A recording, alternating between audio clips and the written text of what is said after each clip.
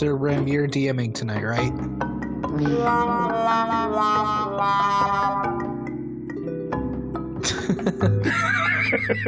I think that's a no.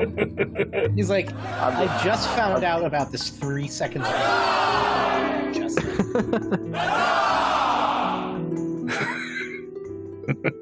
I'll DM. You guys are in a room and there's a black cat. Go. Oh god. Oh, shit. Oh, no. Everybody run for every man for themselves. Every dwarf for themselves. All right, the room explodes. I can't remember. What was the solution to that riddle? I think you had to praise the cat. Yeah, I think that was it. Because the cat was a god. The room explodes.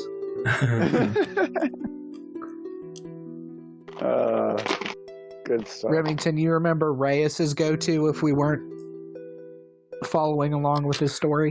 A giant tearing off the top of the house and eating it. Yes. A hill giant attacks. Yep. Oh yeah, I forgot my boy still needs to heal. Oh yeah. What? I think I was pretty much okay. We didn't actually say we were taking a proper rest yet, so yeah. I was the only one who took damage. Mm-hmm. Dude, and when I did not expect when you backed off to be able to get that big of a crit on that thing. I was actually super shocked. I was like, yeah, whoa. You hit it for like 30-some damage. Close to it, yeah.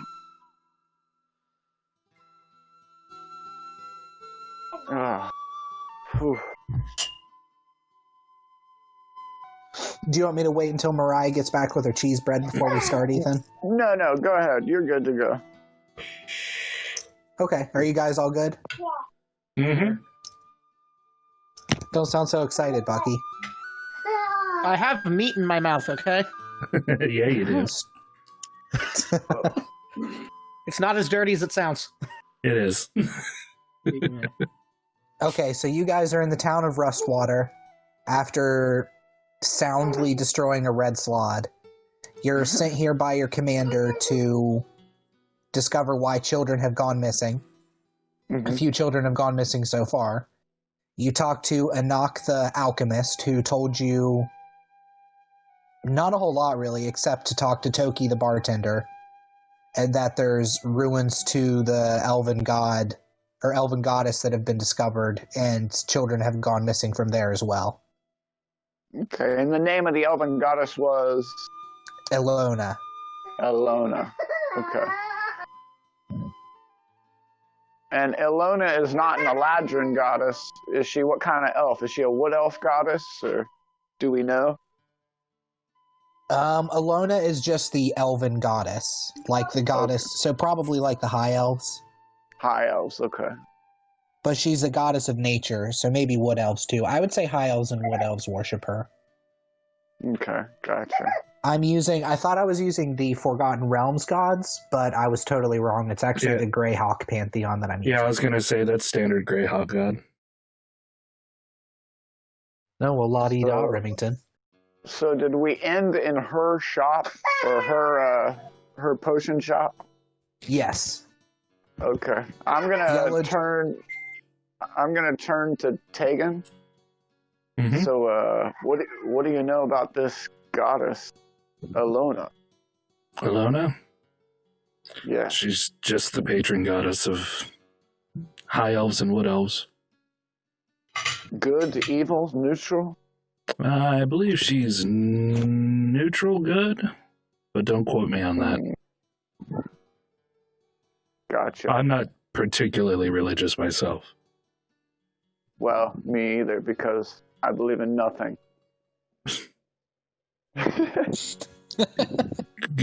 Good? Yeah, I guess. Or not good? I guess it doesn't really matter if it's nothing. So, do we know where the inn is, Tegan? Did you spot one on the way in? That's a good question. If you remember, Yellow Jacket left to get you guys a room at the inn. Yeah, and then we were supposed to meet him there. Yeah, and he was going to put the horses away as well in the stables. In the back? Yeah. What? No. Nothing.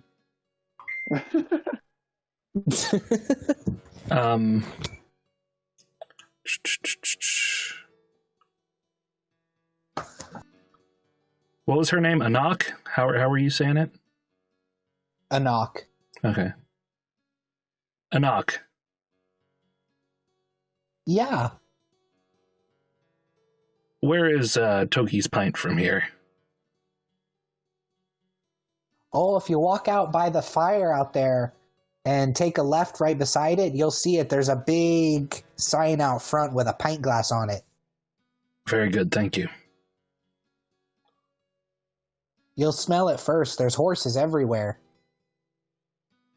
I can already smell the horses. It's no big deal, really. Even amidst all of your alchemy. Even amidst all of your alchemy potions. The smell doesn't compare to the blood fields of the Minotaur slaughter. I walk out the door. I'm gonna follow him. So when we exit this apothecary, or what do we see around us? What kind of village or town is this? Are there like vagrants in the streets, or is it tidy? Like, what's going on? One sec. Okay. So the town is a relatively small town. It's made up of longhouses. It looks like there's maybe 10 longhouses total. Anok's alchemy shop was in basically a longhouse as a singular shop, like a strip mall almost. There's... I'm trying to think of the word for it. Not carts. There's like different posts outside where people are selling like fruits. People are doing coin exchanges and stuff like that. The town itself is a well-traveled town, and it's basically the last stop for travelers before you enter the swamp. So you see a lot of different people milling about. There's not really... Well, yeah, there are some beggars that are sitting by the fire, look like they're roasting meat and stuff. That's the center of town. There's like a big bonfire going at all times. And the town itself is mostly clean. You hear a lot of clanking. As I mentioned before, they're building a giant metal wall around the city. Okay. Gotcha. Alright, well, I'm going to follow Tegan to Toki's Pint. I head toward the fire and take a left after I pass it.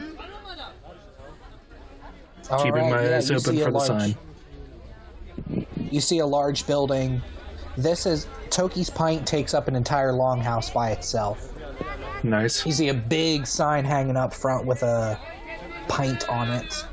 Mm-hmm. And then over top of that in Dwarven it says Toki's. Gotcha. To the side of that there's stables.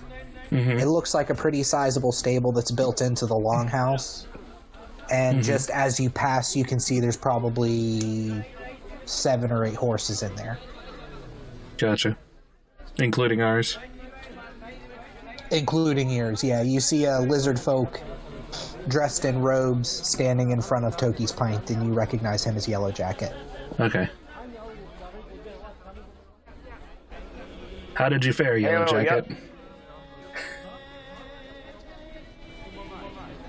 What did you say? I didn't hear you. You cut out. I said, how did you fare, Yellow Jacket? And Ethan said, hey, Yellow Jacket.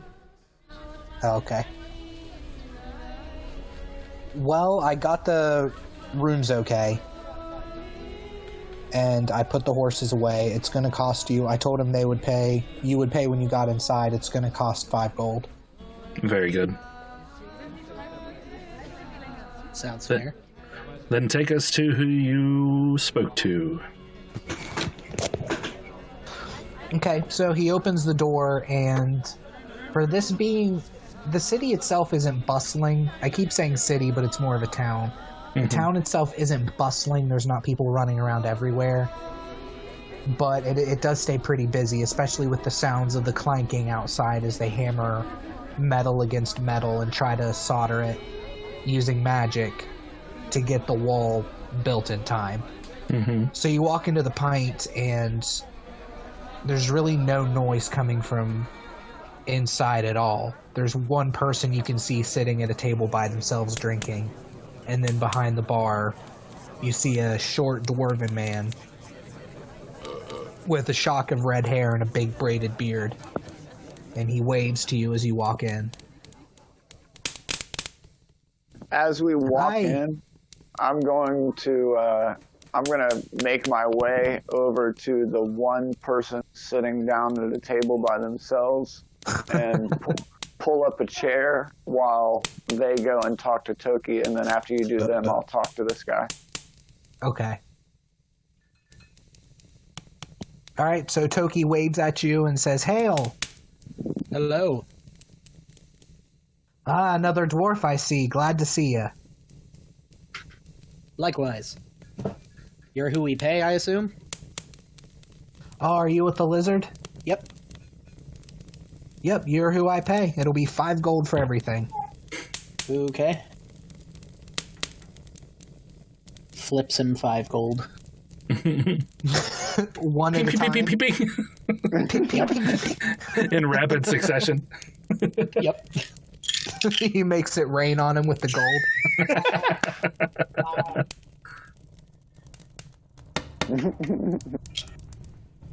So what brings you to Rustwater? You're the dwarf, Bucky. I'll let you, Oh. Uno minuto, I was fixing something. We're here to investigate the ruins and the missing children. Oh, the missing children. And the ruins. You're here for a lot, I see. Yeah. What do you know about the missing children? Not a lot. The alchemist told us that they've just been taken in the night, I believe. People have been seeing a small child wearing a robe hanging outside of these longhouses the nights that children disappear. do we know if it's an actual child or just a small creature? Like perhaps a halfling or a gnome? You know, I hadn't thought of that. They're child size. I guess they could be a halfling or a gnome. Nobody's really got a great look at them. We mainly hear from the beggars that they've seen them. Is there any sort of pattern to when the being shows up, or... No, it's 3 children that have gone missing over the course of a week. Okay. And you said the beggars have seen every now and again? Yeah, that's where we get most of our information from about this, is the beggars at night. One in particular, old Roderick, has said that he saw this child running around. Where might we find Roderick if we need to question him? He's usually by the fire with the rest of the beggars. He might wander around the city during the day trying to beg for food from the vendors, but for the most part, all of the homeless hang around the fire.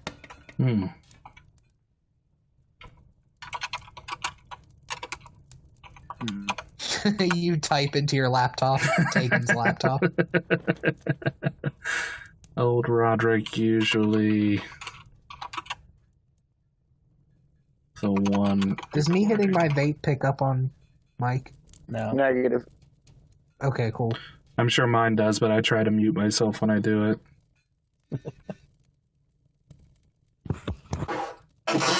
So, who am I sitting in front of here as I take a seat at the table here with this lone character? Okay, this is a man with well-coiffed blonde hair. Quaffed. He has an eye patch. Coiffed. He has an eye patch on. He's wearing very, very nice leather armor. Kind of a blood red. Clearly been not polished, but oiled recently. And he has 2 arms sitting on the bar. He's drinking what looks like some sort of stout out of a big pint. And then he has 2 other metal arms coming out of his ribs that are also resting on the bar. Okay. I'm going to talk to him if that's cool real quick. Yeah, he looks up at you as you sit down, and he raises an eyebrow on the eye that doesn't have an eye patch, and he says, "Can I help you?" Possibly. I am Zoason. I am a traveler. I've come to these parts to investigate something. How long have you been in town? A few days so far. Okay. Have you seen the mages at work on the metal wall? I've seen some of them, yes. Do you know what magic they use? I'm honestly not familiar. I'm not a mage myself. I came to town because I heard of the ruins. I just haven't made my way there yet. It's such a nice bar. I've spent most of my time here. What is your name, good sir? I am Charles Wrathian III. See. Well, just a fair warning. There have been some strange going on around the ruins. Have you heard of this? I know that the workers have been prying metal from the towers and taking things down, doing that sweaty man work that they do. But I haven't heard much about the ruins. I know that one of the workers went missing. One of the workers? One of the workers went missing in the ruins, yes. An adult of some sort? An adult, yes. Missing, was he part of a troop or was he on his own? He was part of, it's the Artisans Guild that are taking apart this tower and building the wall for the city. I see. Well, be careful. Not only has an adult gone missing, but there are children as well in town. A being has been visiting Rustwater. A being? What kind of being? We're not really sure. That's why we are here. Some believe it to be a strange preternatural being that comes to lure children away. But you know me, I don't believe in that sort of shit. It could be a halfling from Orkinray. How do you know that? What makes you think so? You said they were a small creature? Orkinray has been using halflings as part of their infiltration force. See, how far is the closest Orkinray camp, do you know? The closest Orkinray encampment? Yes. I'm not familiar, no. I don't do a lot of traveling these days. I see. Well, if you head into the ruin, you might want to go when we go. Safety and numbers and all that. If not, I understand. When do you plan on leaving? I'm going to talk it over with my compatriots, but I believe relatively soon, if not post-haste, then the following day. I will gladly go with you. Okay, Wrathian III. We'd be glad to have you, I do believe. If you'd like to come meet my comrades, they're over at the bar. Yeah, sure. He downs the pint that he has in front of him. What terrible voices. What race This is guy is Wrathian human. again? Okay. Yeah, I'll lead him over to the bar. Okay, the way he carries himself like a noble. He has, I'm not great at doing these kind of voices, but he has kind of a haughty tone to him as he talks. Brandon, you always have the haughty tone.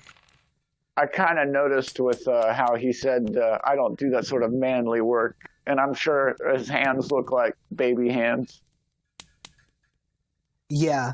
Although you notice when he stands up, his 2 metal arms that are coming out of his ribs reach down on the ground and each one picks up a sword. So his 2 regular baby hand arms are free. And then he has 2 metal arms that are each holding a sword. Now I just imagine him how the as hell does that work?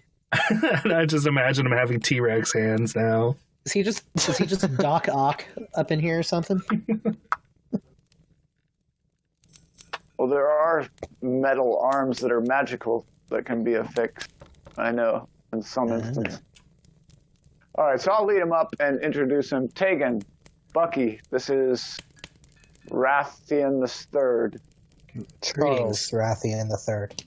Excuse me, Charles Wrathian III. He has offered to, well, I've invited him to join us. He's wanting to head towards the ruins and explore.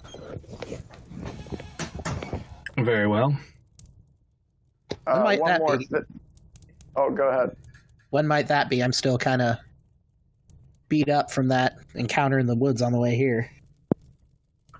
Well, we could leave in the early morning tomorrow if you'd like. Wrathian III here has informed me that what is the name of Orkinray. Orkinray. The Orkinray have been using a force of halflings as their infiltration team. So is that something? Is that something that I might have known, Brandon? You're not familiar. Orkinray really doesn't have halflings. Like, they have halflings, but you're not familiar with Orkinray having enough halflings to actually muster an infiltration force. Mm-hmm. So it's not out of the realm of possibility, but it's nothing that you're familiar with. It's not like you knew this coming in. Gotcha.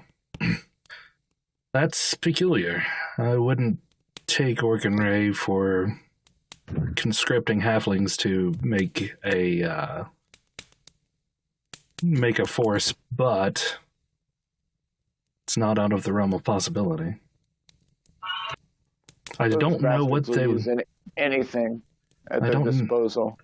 I don't know what they would need children for, though, especially if they're not using them for ransoms and taking them from smaller hamlets like this. Tell me this, Tegan. Have you experienced any magical experiments from the mages that are with the Orkinray? No. They wouldn't perhaps need innocent blood for their dark arts? No more than any other practicer of the dark arts. Those Orkinray bastards. No offense. None taken. Tegan, you notice as Charles Wrathian is talking, as he approaches you guys with Zosin, he sheathes his swords. He has a sheath on either side of his belt, so he puts one sword in each sheath. Mm-hmm. You notice that his swords are of Orkinray make, specifically the Dark Elves of Orkinray. It has a very distinctive curve to the blade. Gotcha. Where did you get those swords, friend? I killed a couple Orkinray bastards to get them. Ooh. Can I roll an insight check? Perception. Yeah. Perception? Yeah. I'm also going to do a perception check. Actually, can I just assist? Can I just assist him so he gets advantage? Okay. You might as well just roll at your own. Really? Okay, I'll just roll my own then. What are you rolling a perception for? Well, I wanted to roll an insight to see if he was telling the truth. Would that be insight or would that be perception? Either one, I'll allow. Oh, I guess it would be insight. You're right, Ethan. I'm looking at the thing right there. I'll roll one too. Yeah, your perception is your spot, hearing, and detecting the presence of. It's your senses. Where insight would be true intentions, etc., and so on. Okay. 16. Okay, let me do 16. I'll just use my passive insight, which is 14. An 18. Nice. Without any And then bonus. I have a +3 plus 3 insight. Well, it takes that into account. Did it? Oh, wait, did you just do roll? Yeah, he just did roll. Oh, okay, gotcha. So he says, I got them off a couple Orkinray bastards. And the 3 of you guys all squint your eyes at the same time. And study him. We're just like, uh-huh. Who did you know? Fine, tell us the tale. He kind of falters from your gaze a little bit, and he looks down for a moment, and he says, okay, I found them. I'm not part of the Orkinray kingdom, though, I can assure you. That's clear. Well, you seem to be of higher birth. What house do you belong to? I belong to the Wrathians.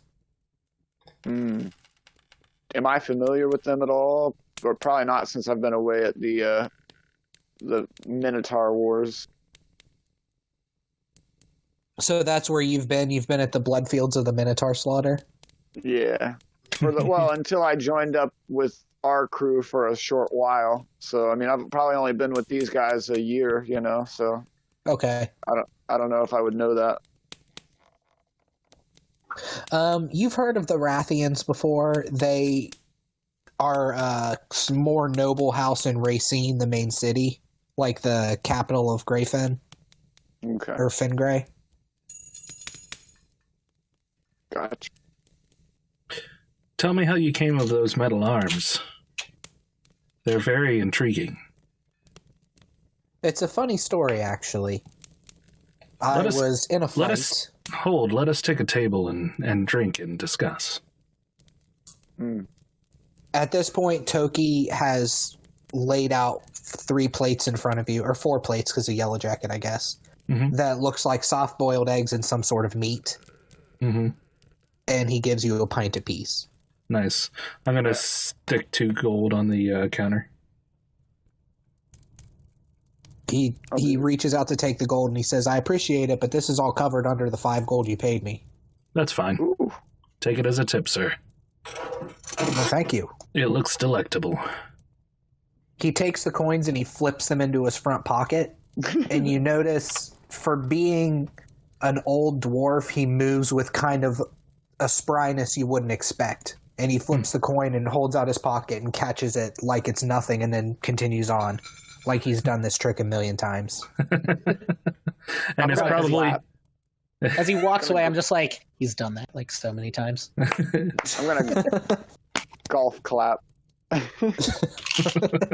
Don't be impressed by that. Brandon, last time you said I could use my stone cutting to look into metal. Yes. Okay. What's the guy's name again?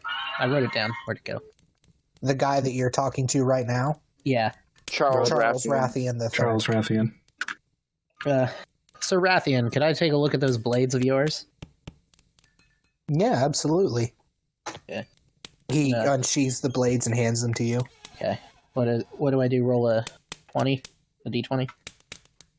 You guys, at this point, you guys have made your way over to one of the larger tables. So you've got your meals spread out. Yellow Jacket is sitting there with you as well, and he lays the swords in front of you. Now, what are you trying to do, Bucky? See if I can learn anything about them, like their history or anything. Okay, yeah. I guess that would also be, do you have knowledge history by chance?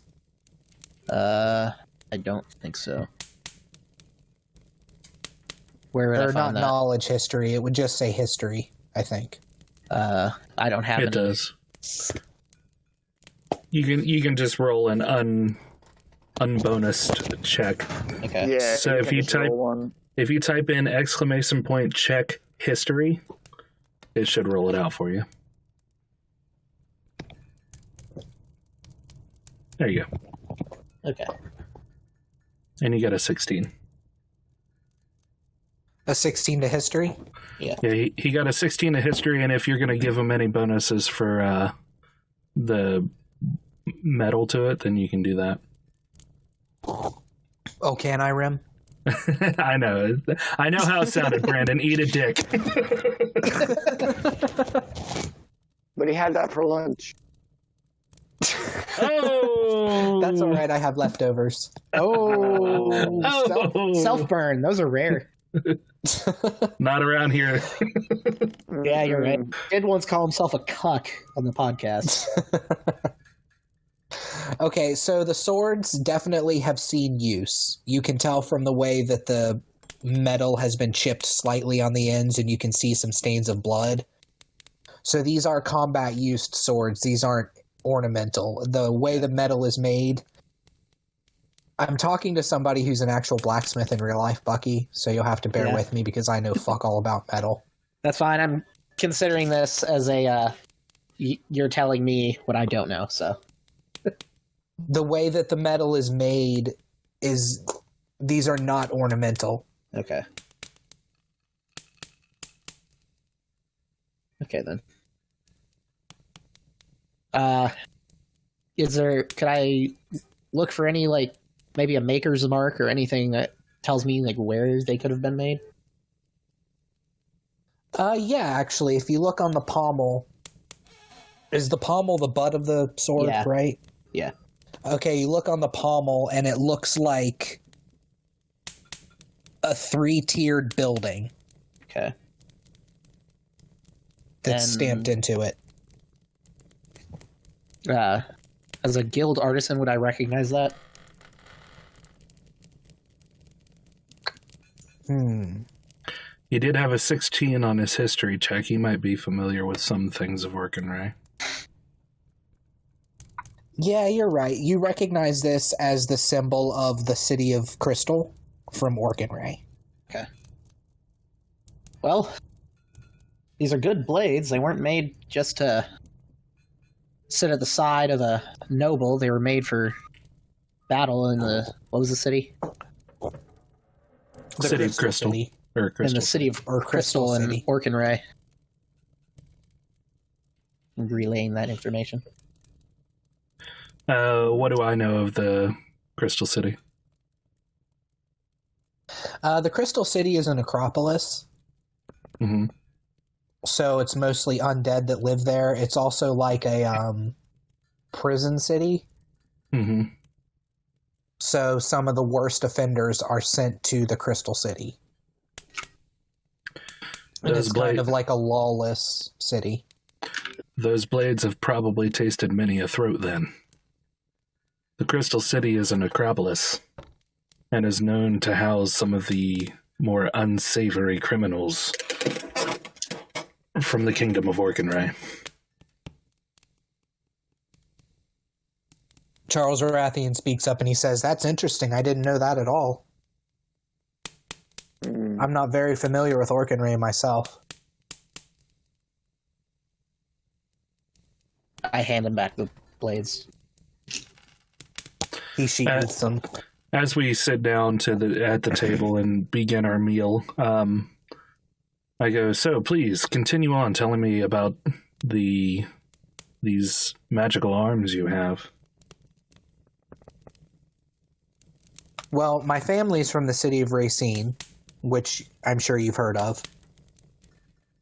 If not the Wrathians ourselves, you may have heard of as well.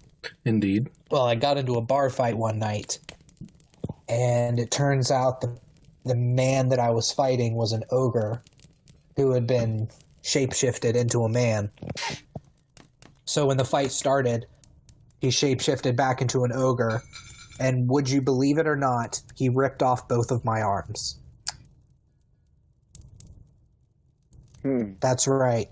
Ripped off both of my arms. So for a while, I went through life with no arms.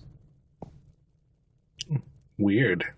Until I found an artificer in the city who created me these arms. He couldn't put them on my shoulders where my arm stumps were. He had to put them on my rib cage and connect them that way, somehow magically.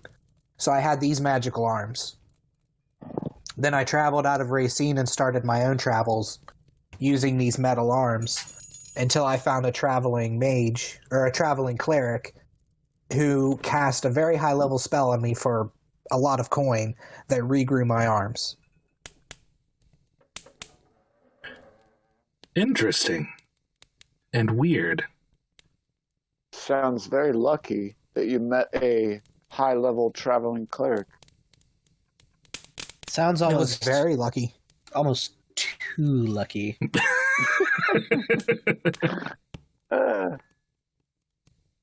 Either way, My father always said that us Wrathians were cursed.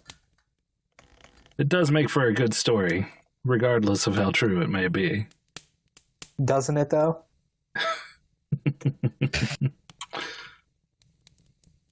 So how'd you really get him?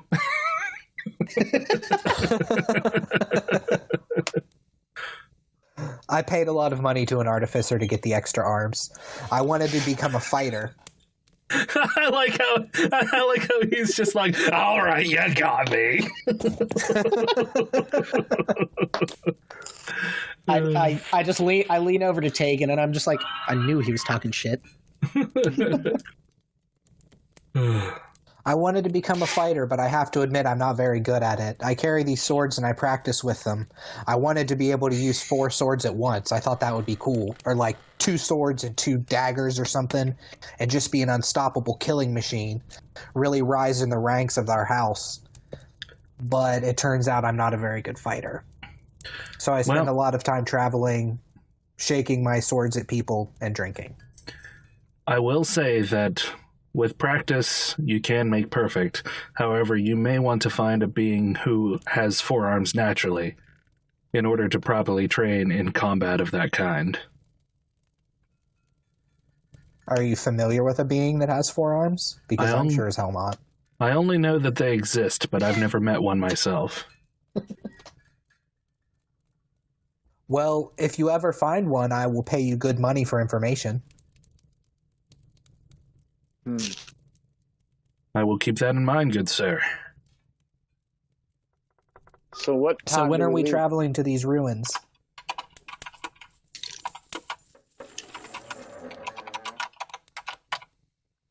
Sorry, I was just taking that note. I would say after a rest, our dwarven friend here needs to rest up a little bit. Okay. So you want to leave first thing in the morning? That works. Sounds good. Okay, it's about 4 o'clock right now.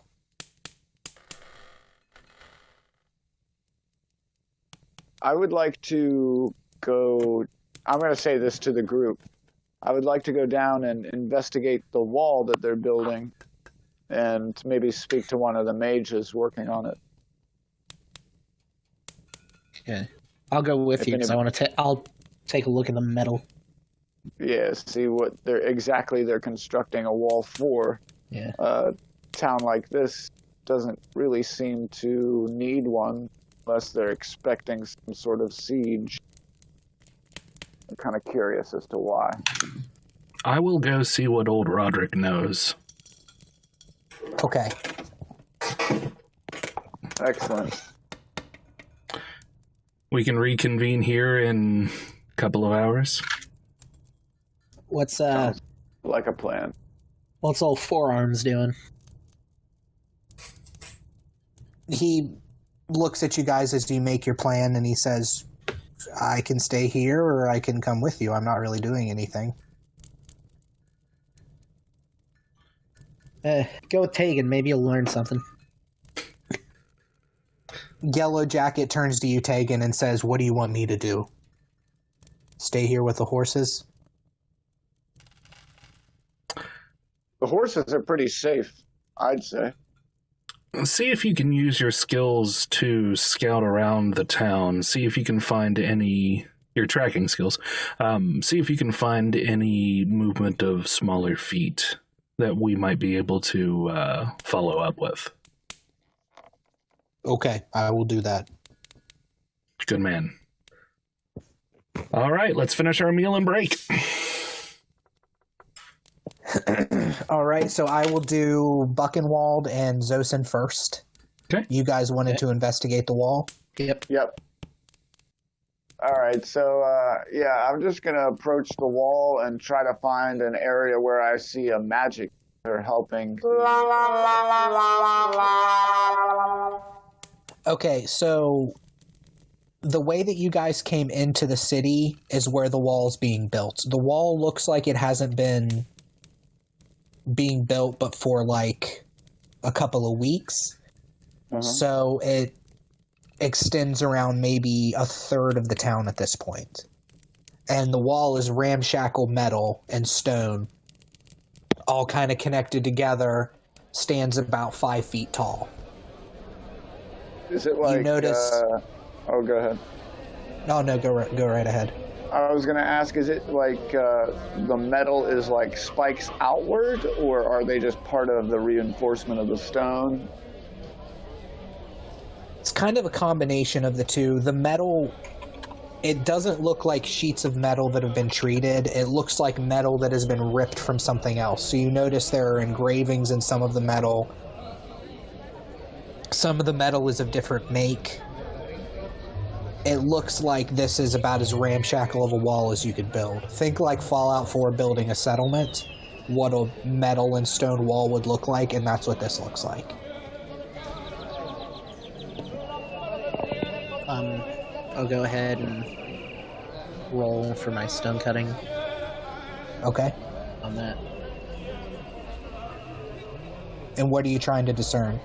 Like, maybe the origins of the different types of metal, and like maybe where it could have come from. Okay. What do I do to just roll d20? Roll an insight.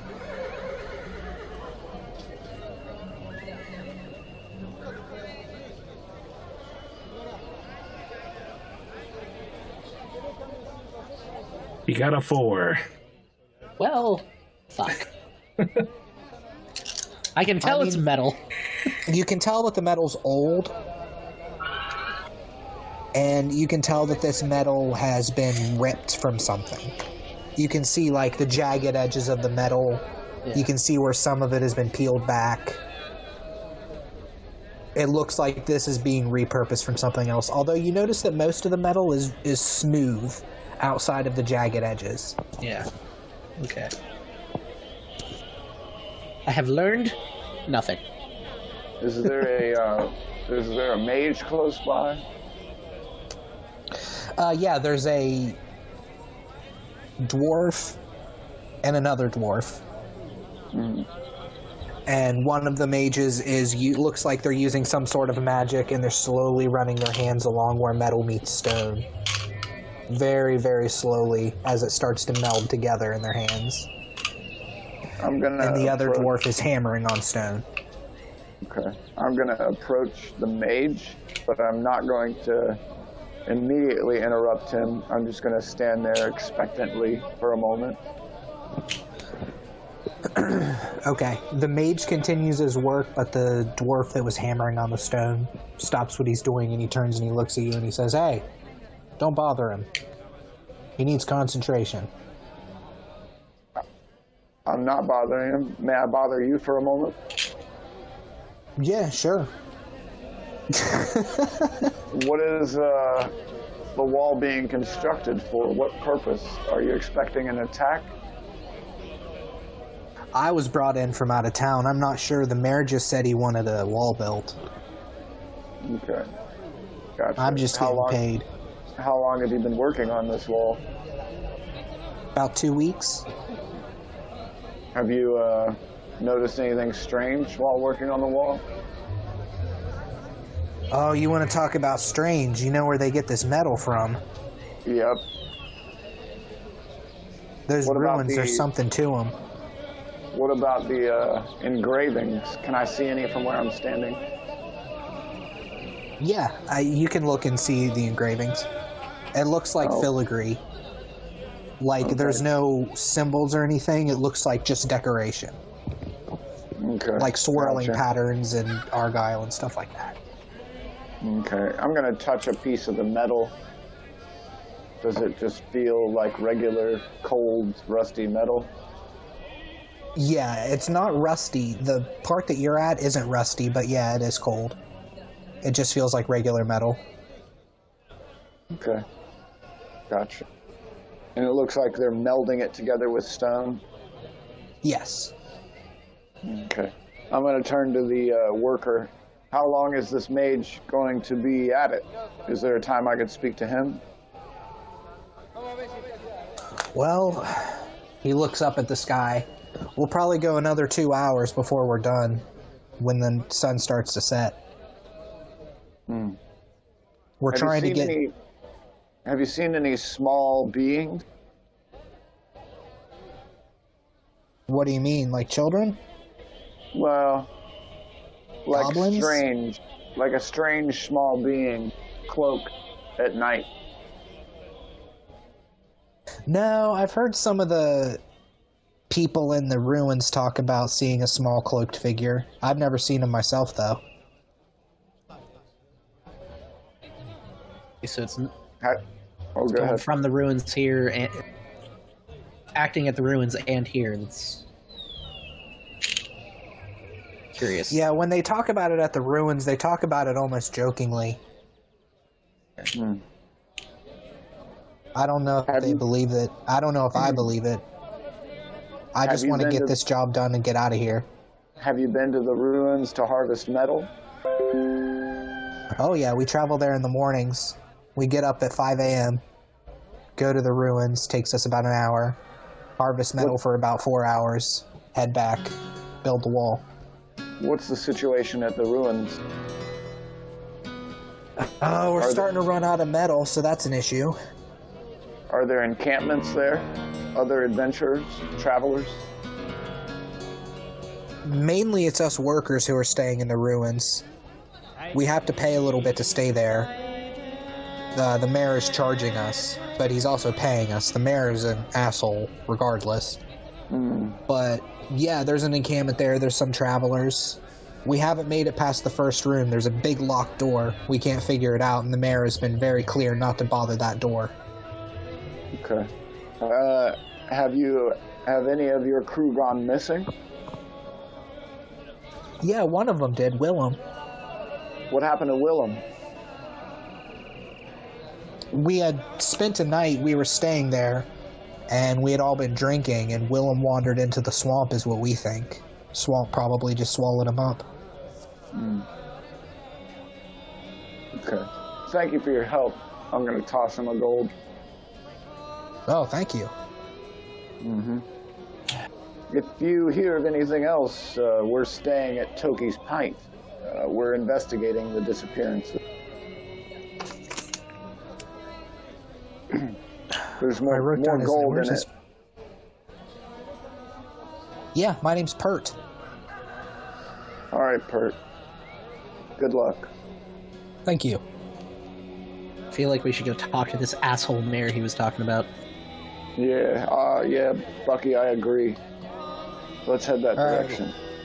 You guys start heading towards that direction. You can see from the way the longhouses are laid out, you can see that there's an estate that looks like, or there's a longhouse that looks like an estate. It looks like somewhere a mayor would live.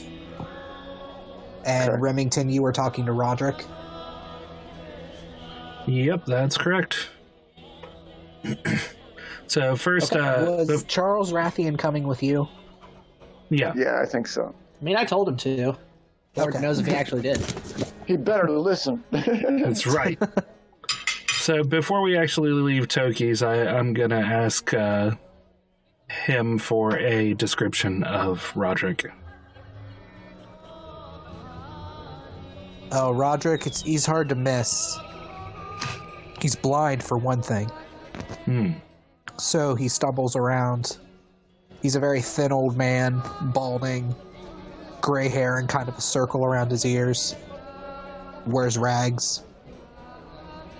And yet he's the one who's mostly reporting on the missing children and noticing the figure in the night.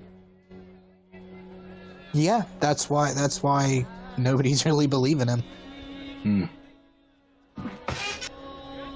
You notice as he's picking up your plates from where he's eating, as Toki's picking up the plates, that he's wearing 2 rings. and the rings have huge fucking gemstones on them. Like, these are very easily super expensive rings.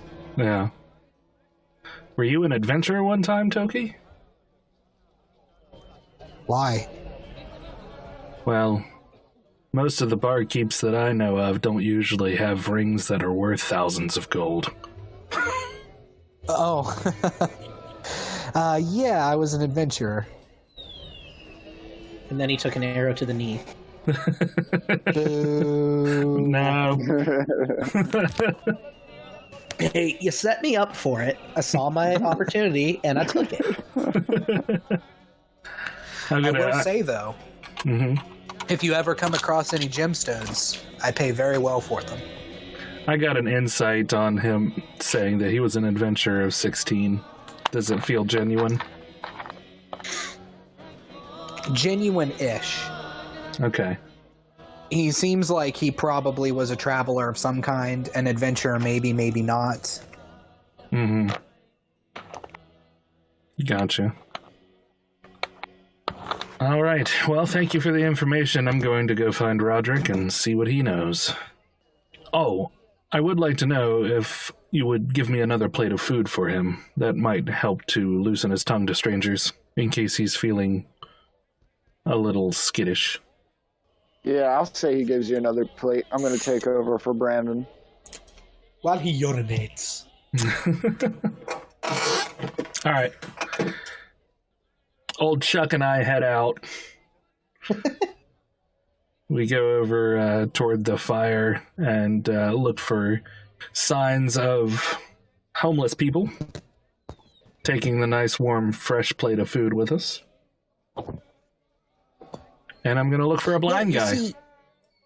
You see about 6 or 7 homeless people, mostly humans, all gathered around the fire, and they're sharing food, and some of them are sleeping. And you see a blind man sitting by himself. He's got a cane, and he's sitting beside the fire, and he's muttering to himself. He's taking the longest pee of his life.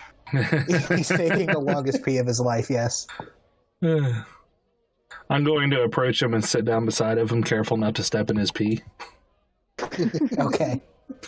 There's definitely a puddle of pee at his feet. You hear him muttering. Is it any discernible words, or? He's muttering quietly, but you lean in slightly and you hear him say, "The hooded figure, they're running, they're chasing us. Come with me, follow me, consume, follow me, let's go, come on." Just variations of that over and over and over under his breath. Perhaps you can tell me more about what you know, good Sir... Shit, I lost his name. Roderick? Good Sir Roderick. After a belly of warm food, and I waft the plate under his nose. He shakes his head like he's shaking out his thoughts, and he turns in your direction, and you see he has milky white eyes. Mm-hmm. And he says, come to laugh at poor Roderick, have you? It's quite the opposite. I don't laugh at much of anything. You know, I was in the military. You were? Now they all laugh at me. All of them laugh at me. I was a general. A general, you say? How many squadrons were under you? A lot. Sounds genuine. Yeah. Here, eat, my friend, and tell me while you do about this hooded figure that you report so frequently on, taking the children from the town. He takes the plate of food and he begins to eat, and with his mouth full of food, as he's shoveling it in, he starts to talk. Well, there's a hooded figure, tiny little guy, little boy, little girl, little something, I don't know. Some kind of kid. Running around outside of the houses at night, whispering and yelling and climbing and screaming, but not screaming quietly like a whisper. Gets the kids to come out and follow him. Taken 3 so far, he's taken 3. Takes him into the swamp, I think. In what direction into the swamp? Toward the ruins? He stops for a second. How the hell would I know that? I'm blind. I don't know what direction he takes him into the swamp. They just take him into the swamp. To be fair, how would you know that it's a hooded figure or a child? Because you're blind. I can see him. I can see the hooded figure in my mind. In my brain, I see the hooded figure and I hear the whispering, and it's constant whispering and yelling, but not yelling. It's just whispering. I like this character, Brandon. I like the way you're playing him. Thank you. That's interesting. Now, is it a child? Are you sure, or is it some other being? An imp? It looks like a child. In my mind, I see it skipping. And you say it has a cloak? Big cloak covers its entire body down to its feet. Is it a drags cloak? along the ground behind it. Is it a cloak or is it wings? It looks like a cloak. It could be wings, I guess. I've never seen it fly, but it could be wings. And why is it preying on children? Do the whispers tell you? The whispers are hungry. The whispers want to consume. Consume the children. Consume everything. Consume the mind. Consume madness. Create madness.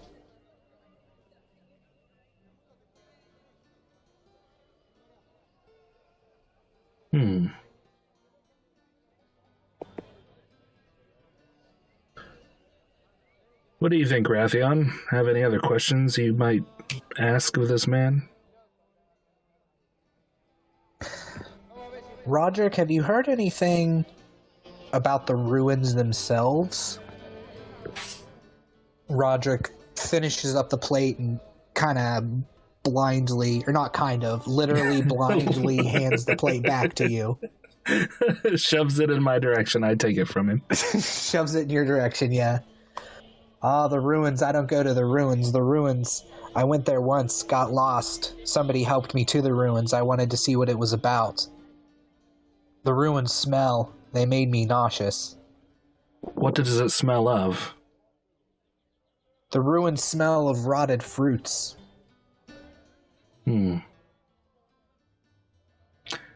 If it truly is a temple to Ehlonna, and it has been corrupted somehow, that would make sense.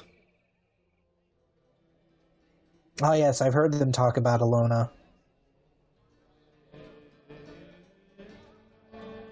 What do you think? Do you think it's a temple to Ehlonna? I was only in the front room, I don't know. I was told that there's elven writing on the outside. I didn't like it. I didn't stay very long. I left. The whole way back I heard the whispers, though. Is that when you started to hear the whispers? That's when I started to hear the whispers, yes. How did you feel while you were there? Sick, mostly. The smell. The smell was terrible, made me sick. I felt cold. But also warm.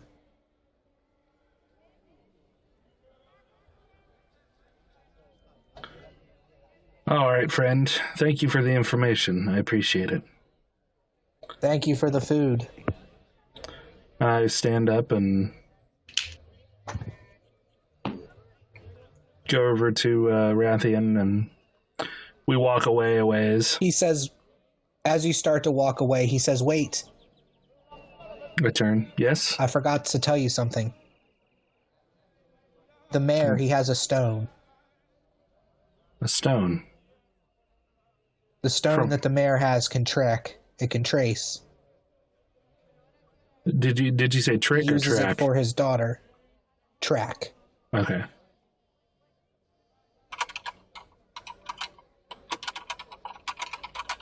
So as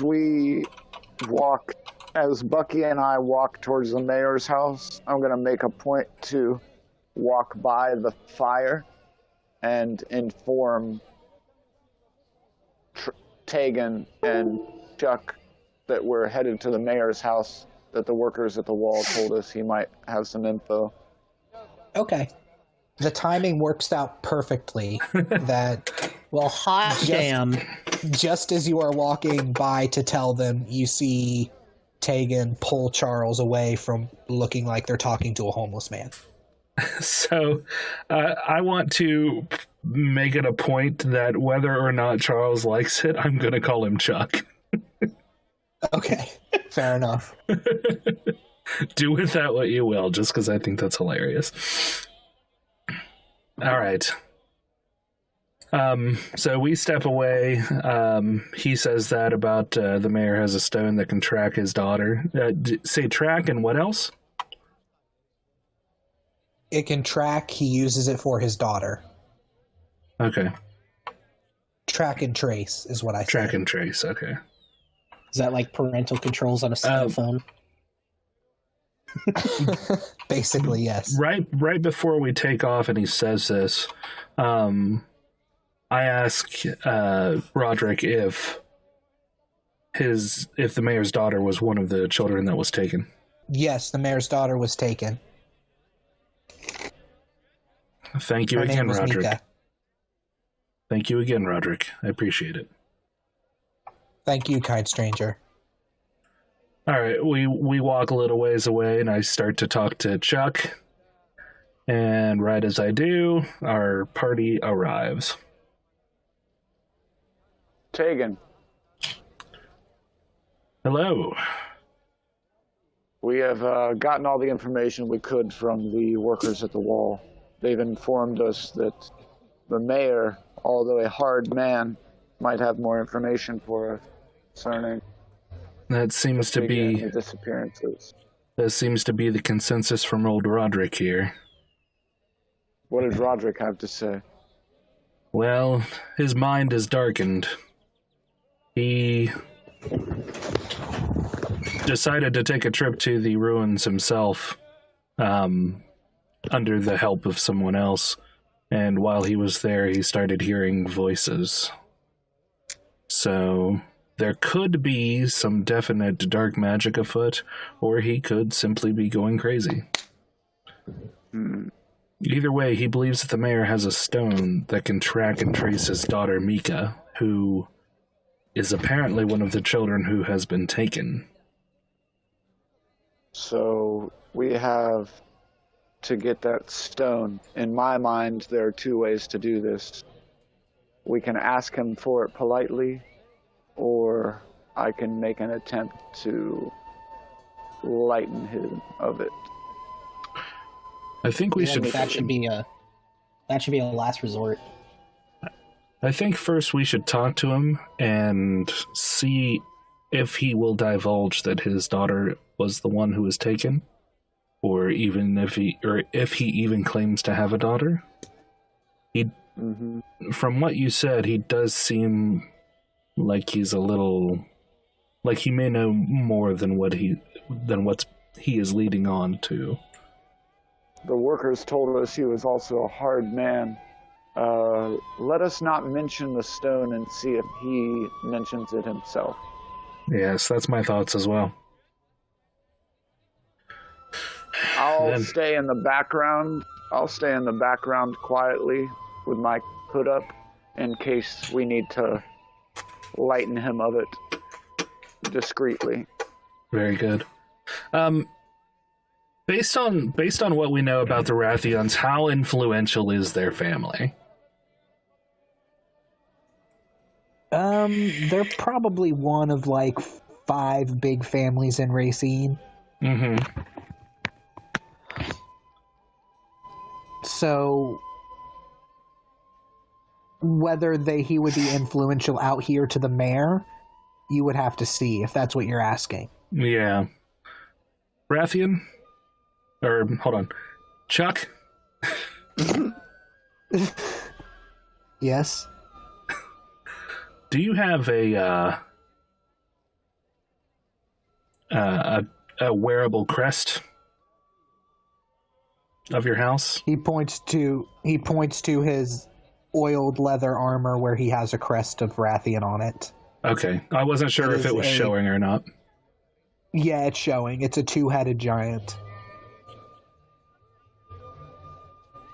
Good, then you and I shall take the forefront on talking to the mayor, unless you would like to do so, Buckenwald. I mean, I'm going with you guys. Well, yes, but I mean... If he doesn't give us any information, I'll rough him up a bit. Whoa. I hope to God that won't be necessary. Yeah. Out of character, I just remembered that my character has commanding presence, so... What is that? Is it a spell? Or no, it's an ability, right? Yeah, it's a maneuver. When you make charisma, intimidation, performance, or persuasion check, you can expend 1 superiority die and add the superiority die to the ability check. Oh, nice.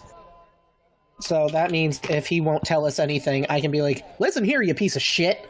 He's going to tell us now. Or you'll get to talk to my friend Mr. Warhammer over here. And he's just dying for conversation. I'm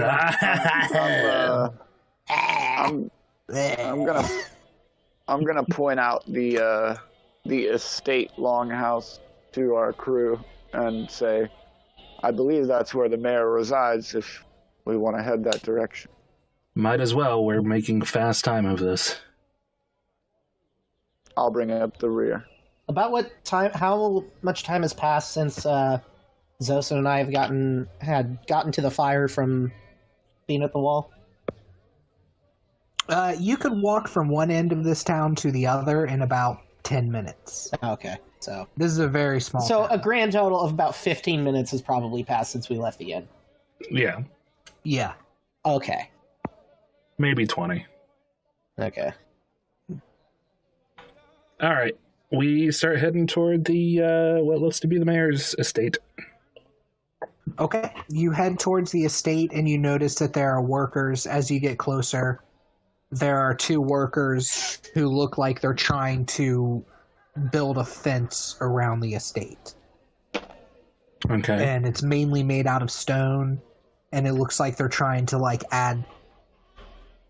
try to carve the metal, or not carve the metal, try to bend the metal into spikes to put on top of the stone. Mm-hmm. But they haven't gotten very far with it, and it looks like they're having a difficult time trying to bend metal with their bare hands. Gotcha. And you see a small dwarven man with bright red hair shocked out like a crow and a Fu Manchu.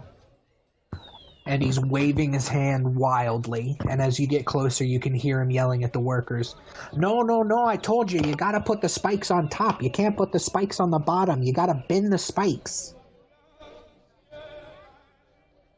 Okay. Excuse me, sir. We're gonna keep approaching. Yeah. You know what's great? This is out of game. My walls in my apartment are paper thin. Whenever my neighbors are listening to music, I can hear them pretty much completely. Mm-hmm. So I know that they're hearing me yelling in a Milwaukee accent right now. And as far as they know, you're just talking to yourself. Yeah, I'm just talking to myself. About dwarves and Ehlonna and other random elves. Fantasy. So you say excuse me to him? Fantasy, guys, fantasy. Yeah. It's fantasy, there's dragons. And I just heard that. Yep. All right.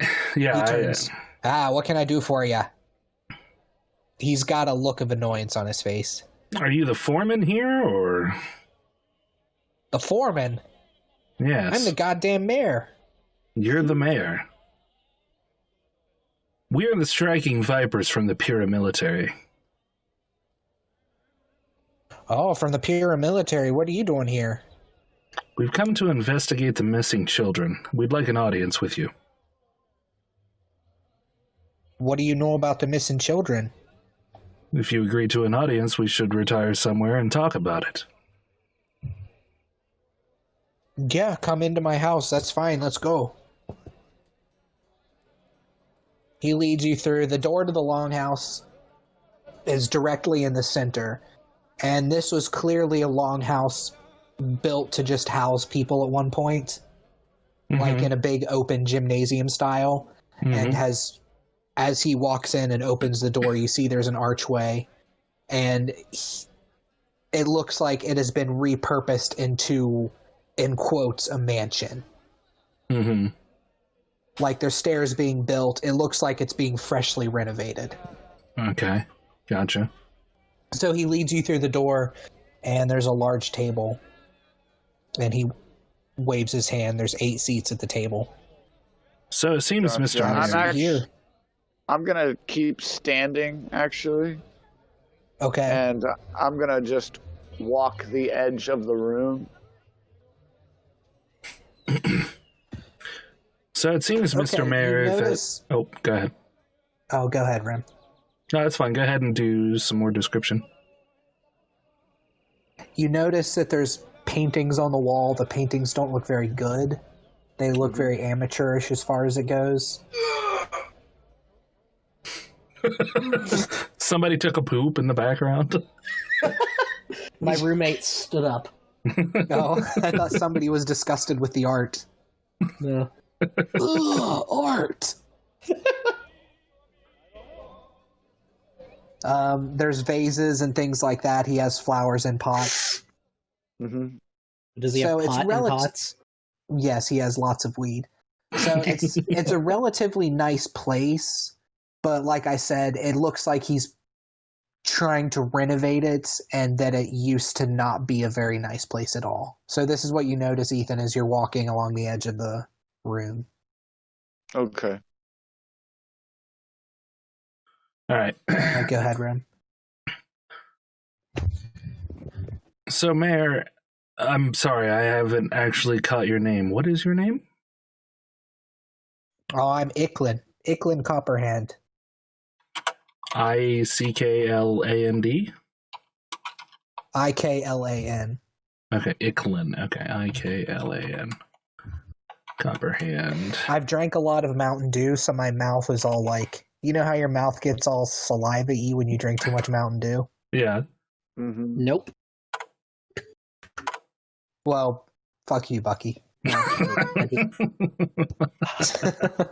Yeah. Well, Mayor Ickland, I know that this town has always been relatively prosperous for trade.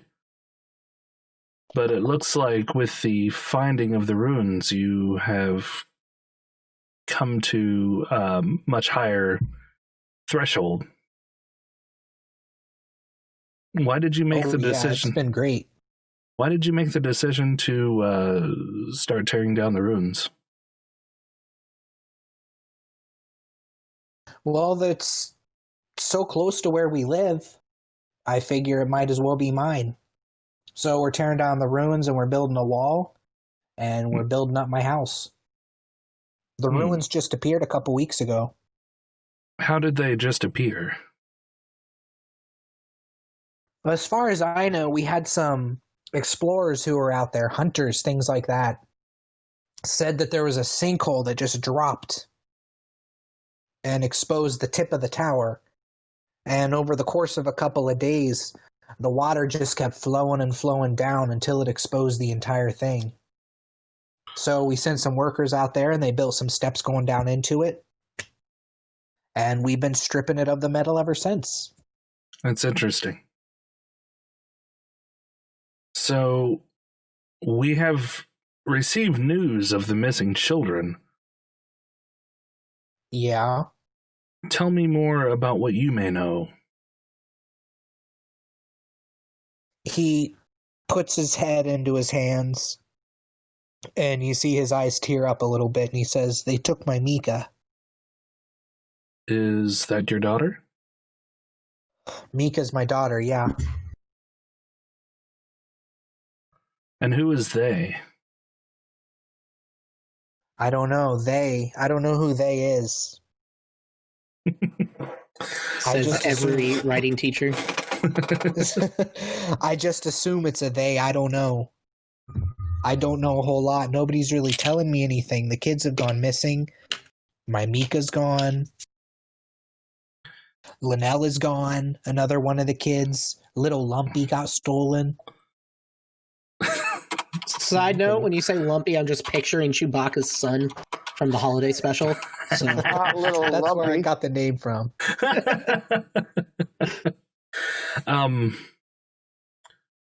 So are those all of the children that have been taken? Mika, Linnell, and Lumpy?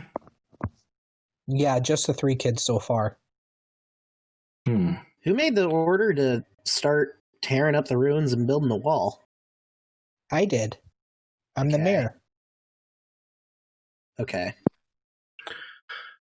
Did you do any sort of investigation before you made that call into the ruins? Like, have anyone go and check and see if there were spirits or anything? Well, they can't get too far into the ruins. There's a big room when you walk in with tile all over the floor, and there was metal all over the walls and stone. And you rip off some of the metal, and there was more metal underneath.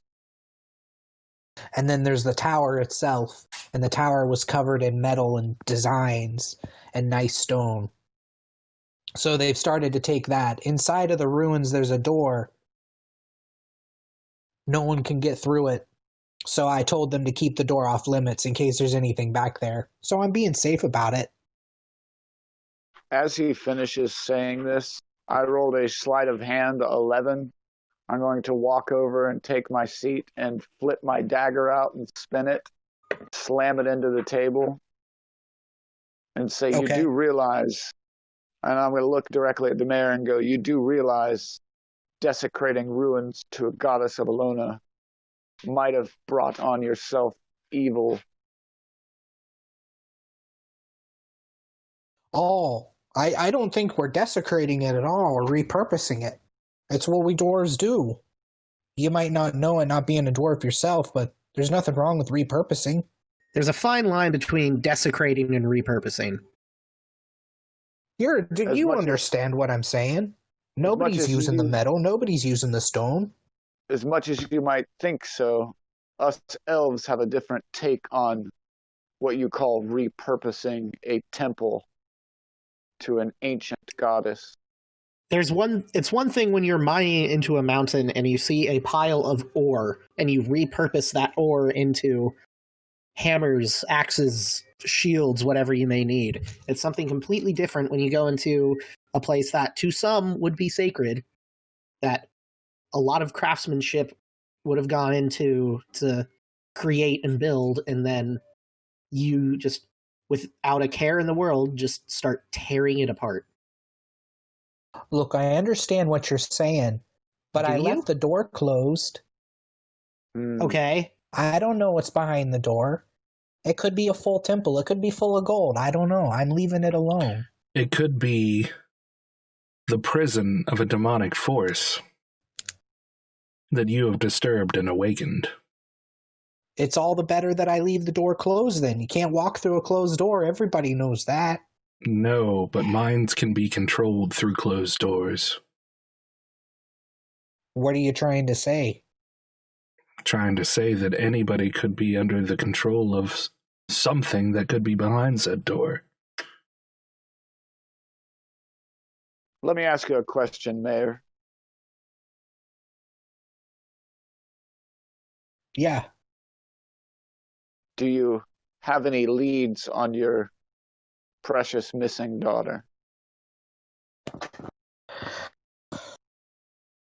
You said you're with the Striking Vipers? We are. She went missing not last night, but the night before. I always keep a stone on her in case she gets lost, because she'd like to go out and play on the edge of the swamp, and sometimes she'd go play in the ruins with the kids. I have the other guiding stone here I can use to track her. There was nobody in town that I entrusted with it yet to track her, and I'm too old to go and do it myself. You should surrender the stone to us. Would you help me to find her? No, we're just going to take the stone and leave town. He's being facetious. That's why Roll we're for your here. sarcasm check. Sorry. Striking Viper's humor. Yes, we'll help you. He reaches into his pockets, into his pouches. He has pouches all over himself. He reaches into one of his pouches. What are you, and he Batman? pulls out a stone. Was this a Rob Liefeld cartoon?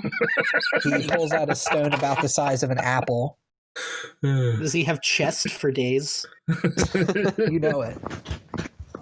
He looks like Rob Liefeld, Captain America.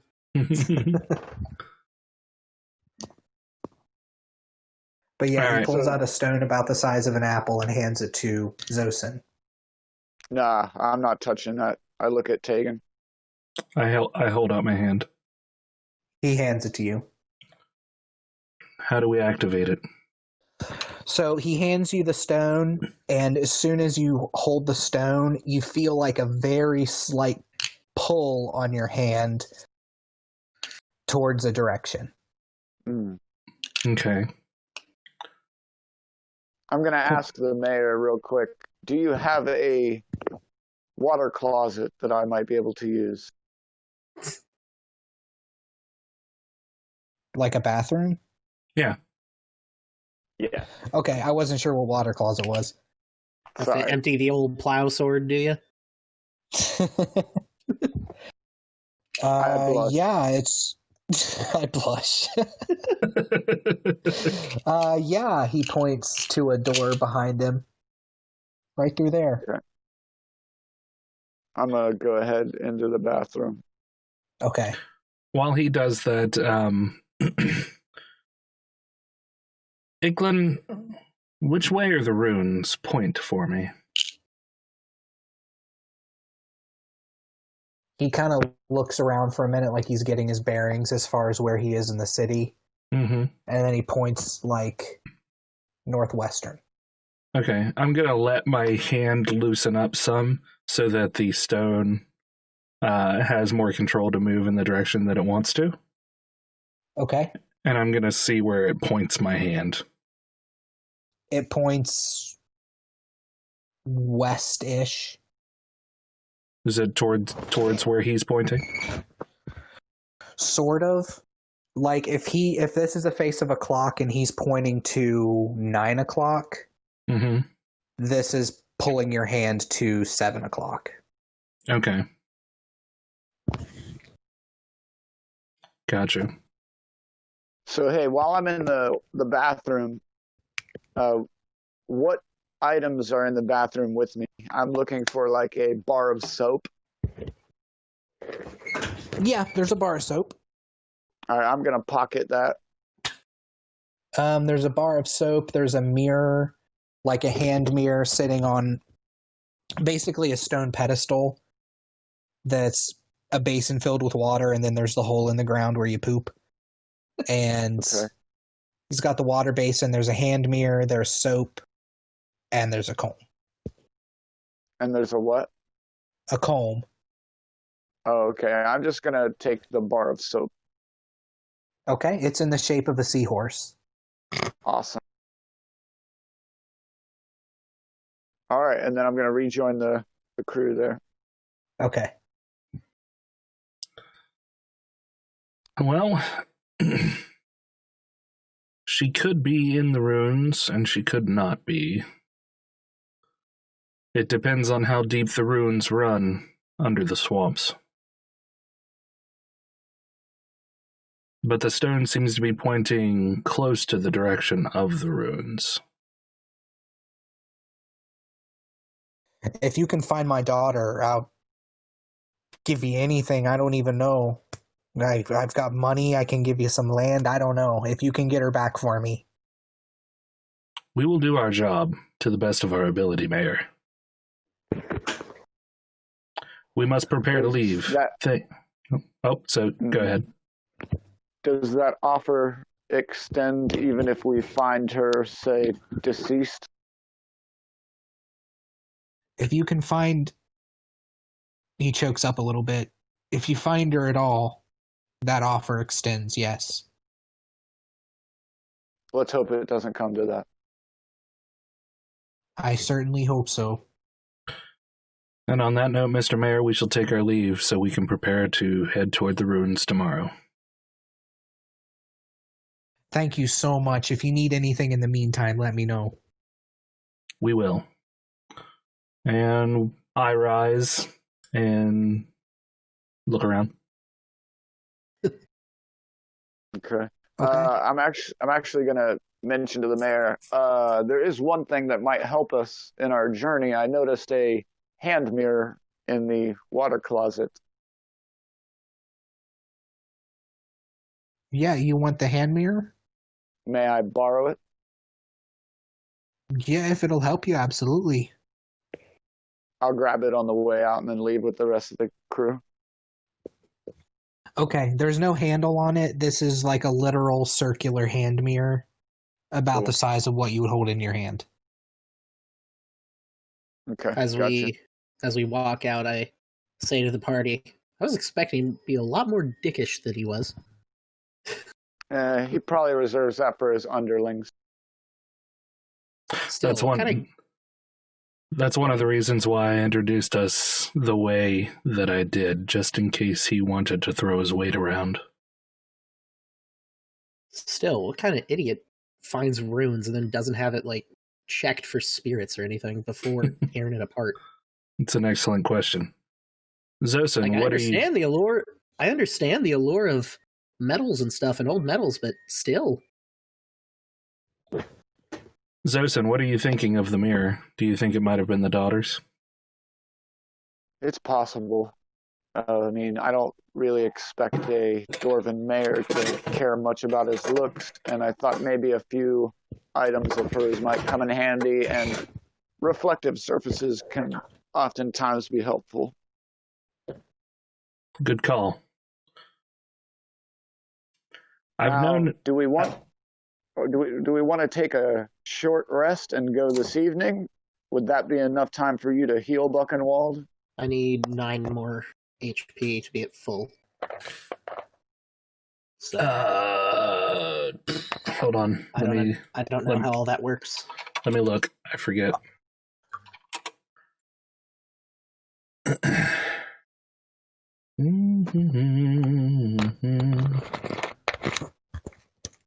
Let's see here. Short rest is a period of downtime at least 1 hour long during which a character does nothing more strenuous than eating, drinking, reading, or tending to wounds. A character can spend 1 or more hit die at the end of each short rest up to the character's max. For each hit die spent in this way, the player rolls the die and adds the character's constitution modifier. The character regains hit points equal to the total with a minimum of 0. The player can decide to spend an additional hit die after each roll. Okay, so as a fighter, he has a D12 or a D10? D10.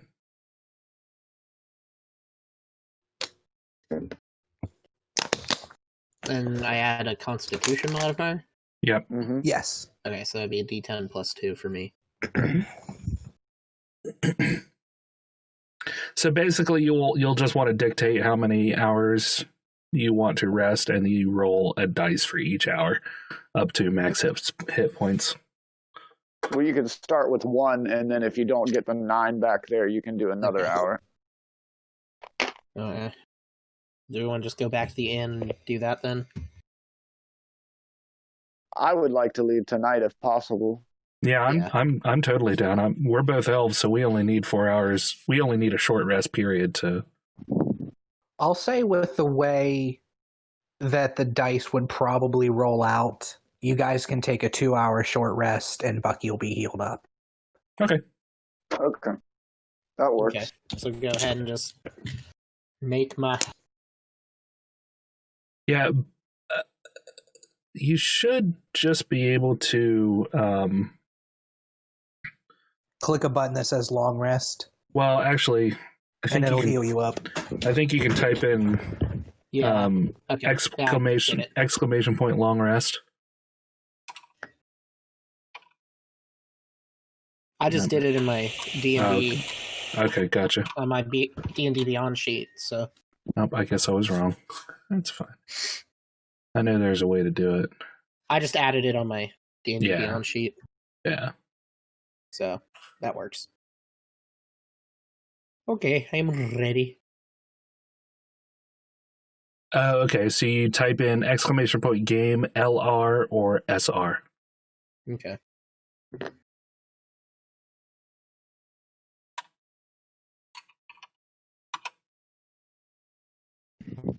Cool. Mm-hmm. Type in LR or SR. Go ahead and type in LR. There you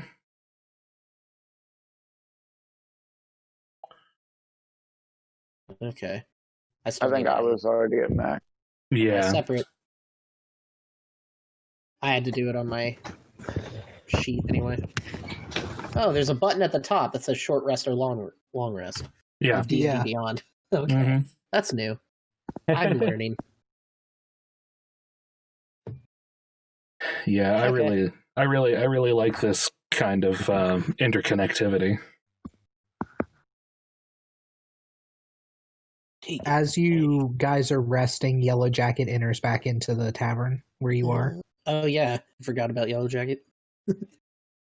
And he walks up to you, Tegan, and he leans in close to you and he says, I found small footprints outside of the mayor's house. I also found them outside of another longhouse.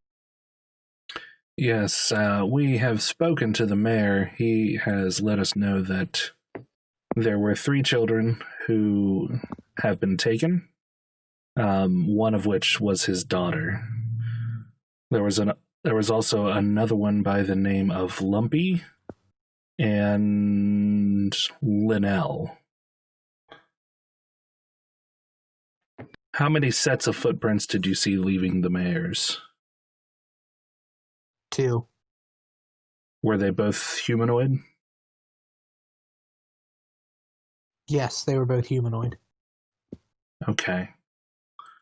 Well, that might rule out smaller things like imps or other devils.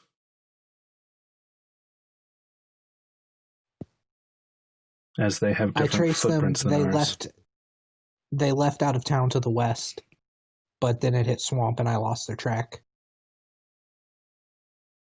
The mayor has a tracking stone on his daughter, which also pointed toward the west.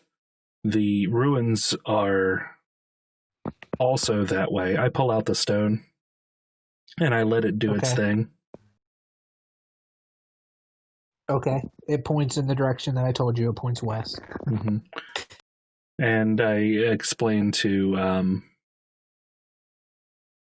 Yellow Jacket that as the sundial points, that the ruins are a little further north from where the stone is pointing, but still towards the west. Yellow Jacket says, I talked to some of the people in this town, and I'm confident I can get us to the ruins. Wonderful. We will be leaving shortly. Take a rest and recoup whatever spells you might have used. Thank you.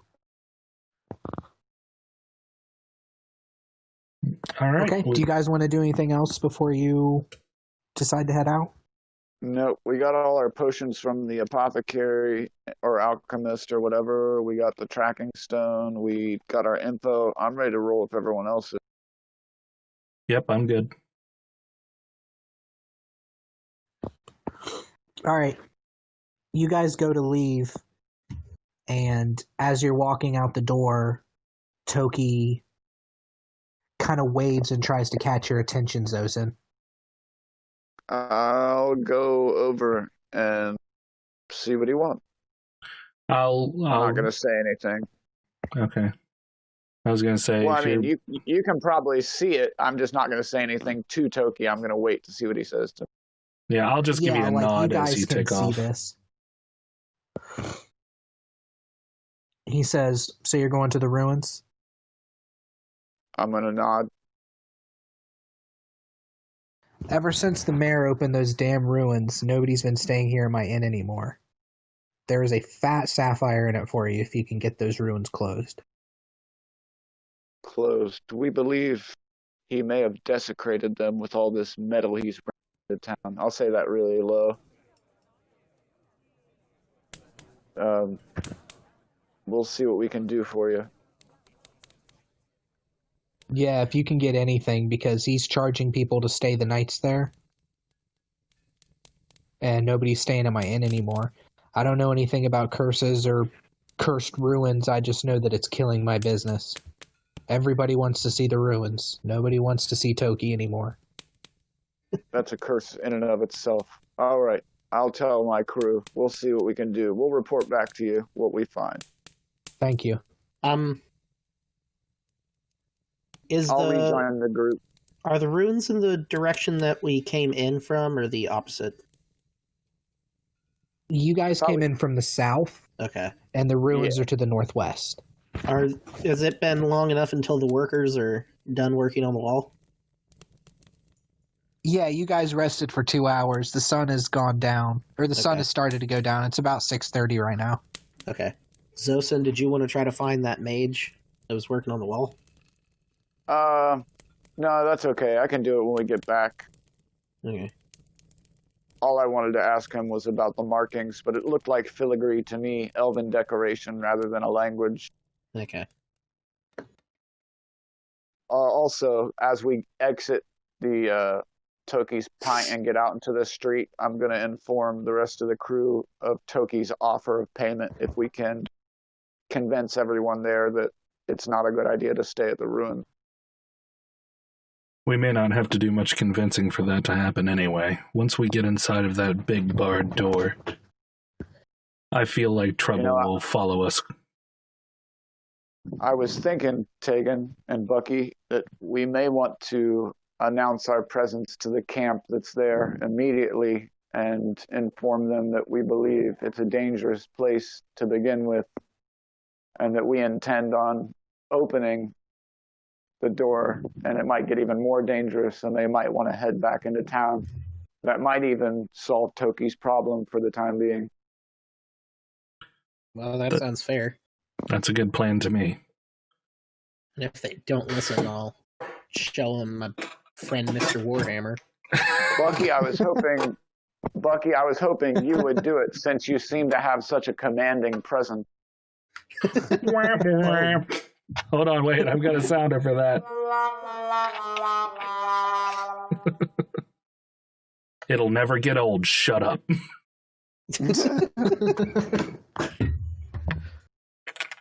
Okay, yeah, that sounds like a plan. Okay.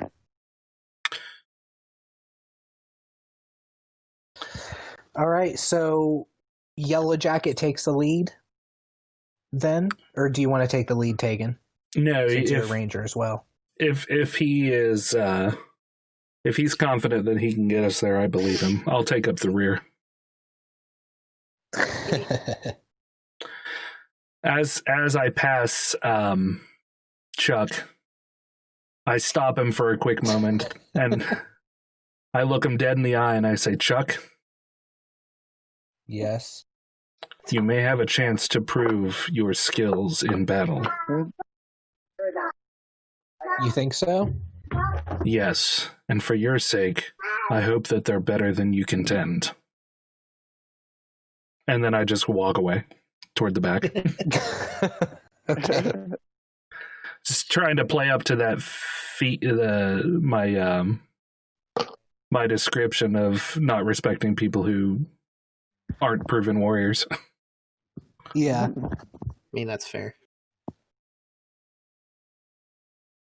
All right, so Yellow Jacket takes the lead, and he leads you out of town to the northwest-ish. And you travel along a road through the swamp. The road is wet. Everything is wet. You're in the swamp now as he leads you through. You're dead in the swamp. There's a road that runs through it you can see there are tracks that have been laid into it, like stone tracks.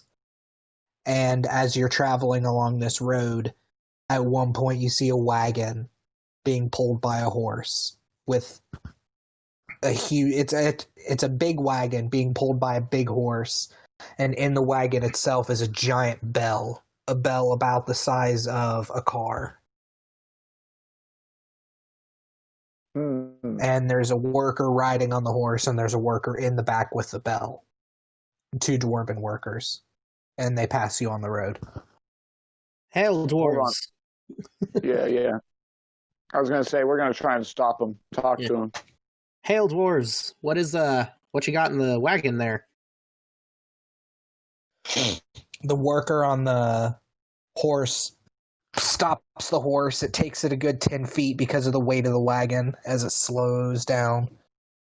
And the worker in the back with the bell hops out. Oh, we got a bell. As Bucky talks to the dwarves, I am going to approach the bell and I'm going to look over it, looking for any markings or writing, elvish or otherwise. Where are you guys coming from? Coming from the ruins. Okay. Where did you find this bell? In the ruins, I assume? In the ruins, yeah, at the top of the tower. We've been working on it for a while. We finally got it down. This is going to be great in the center of town. Did you notice anything suspicious, like while you guys were trying to dislodge the bell from its housing? Or no, not really. The dinger inside the bell's missing. Okay. Were you guys planning on going back out to the ruins once you drop that off, or? No, not tonight. It's getting late. It took us later than we thought to get this bell down. Okay.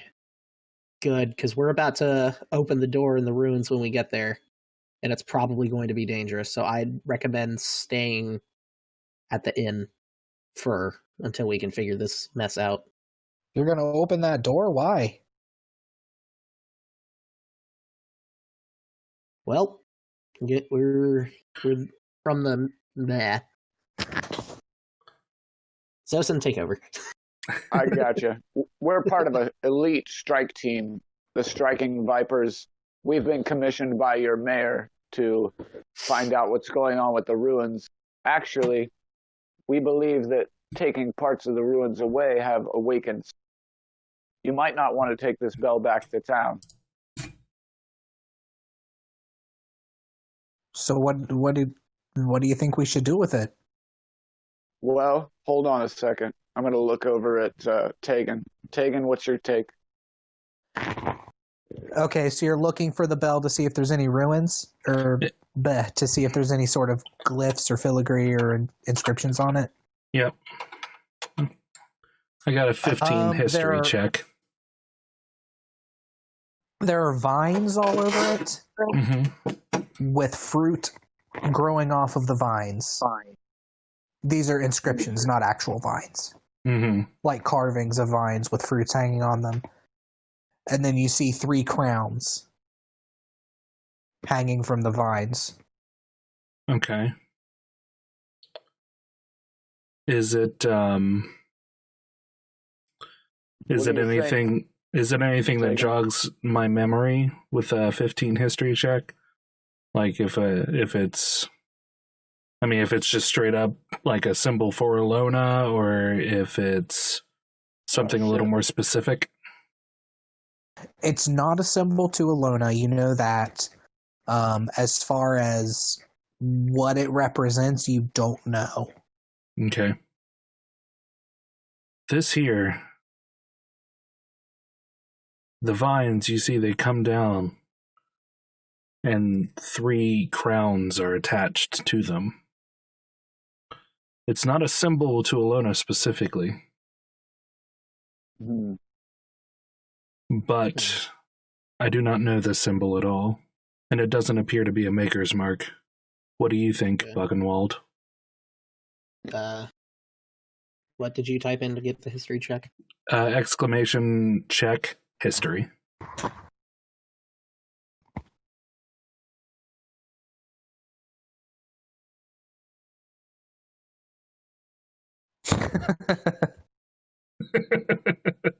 Well, that's definitely a bell.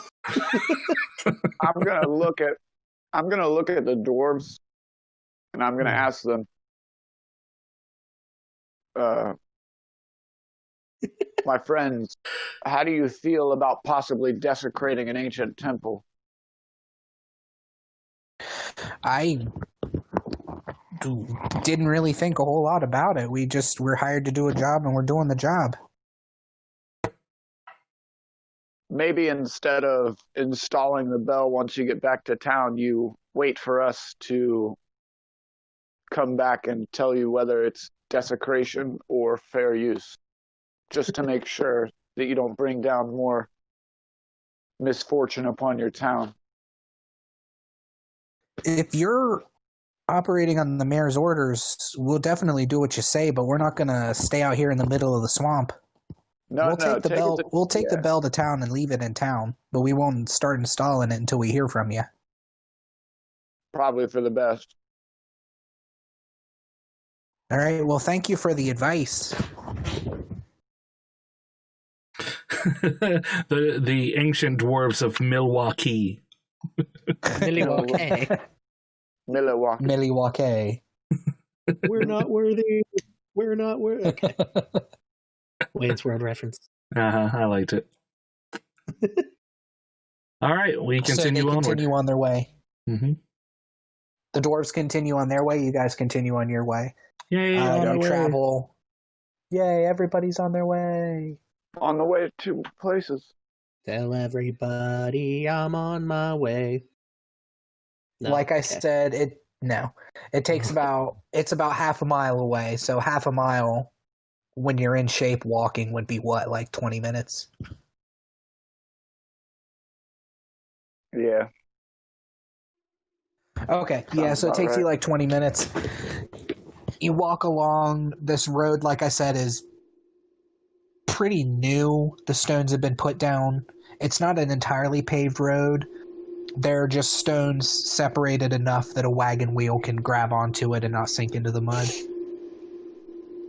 And you start to see, as you approach, a large tower sticking out of the swamp about 3 stories up. And you see some dwarven workers climbing on the tower, climbing down from it. And you see where the swamp itself has sunk into a sinkhole. That's what the tower is sticking out of. So the 3 feet are sticking above the swamp, and the rest of it is underneath where the sinkhole is. And you can see torchlight coming from the hole in the swamp. Are they working, these men, day and night? The way the mayor was treating those workers back in the day, I wouldn't be surprised. He's quite the slave driver. Seems to be. So you continue on, and you get to the edge of the sinkhole, and there are wooden stairs, like a walkway that has been built that goes down. And it goes down another 3 stories. So a set of stairs will go down 1 story, hit a platform, turn back in on itself, go down another story platform, and then 1 more before it gets to the entrance. Do we pass any doors on the way down? No, they're on the tower. You don't see any more dwarves outside of the ones that were calling the bell. Okay. Are we going to come into an area where the majority of the dwarves are, or? You ascend down the stairs, and the stairs are covered in algae, and it looks supernatural the way this sinkhole has formed.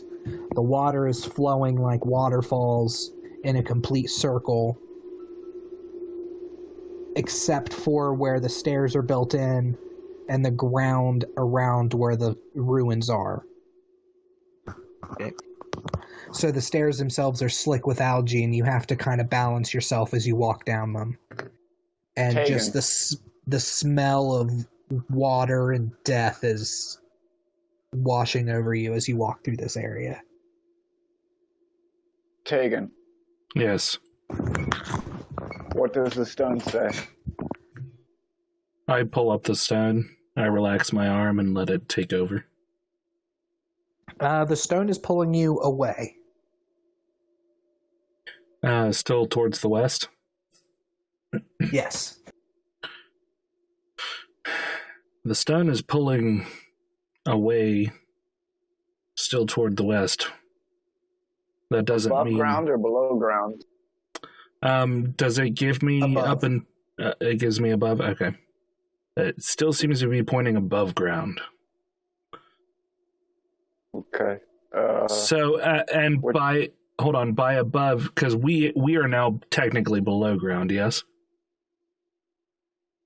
Like we're in the sinkhole. Correct, yeah.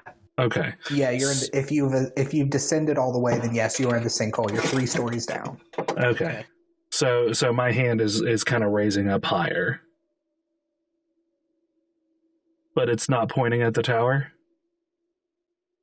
He's peeing again. It is not pointing at the tower now. No, okay. I was getting some soda. Oh, okay. So, do you think we should explore this, or should we follow the stone?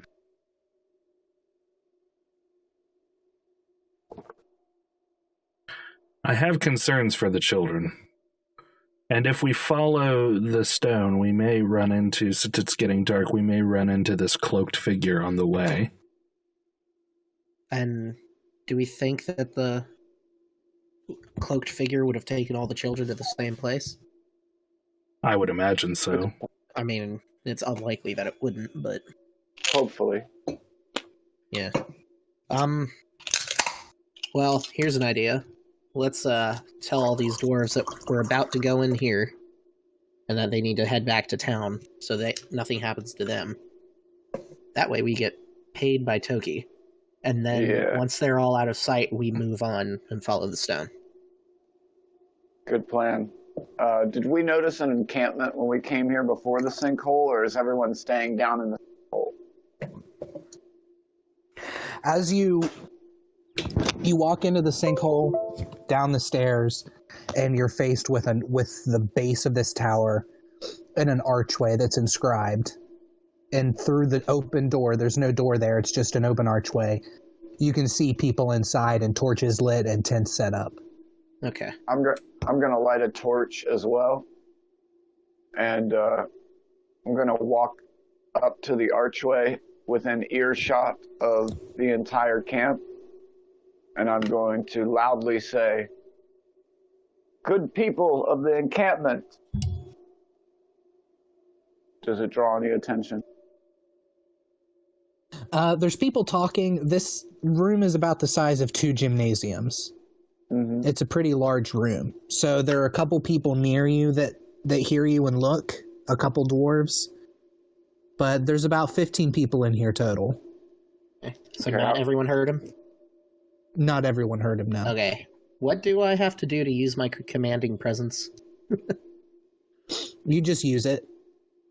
You have a certain amount of superiority dice you can use per day. Okay.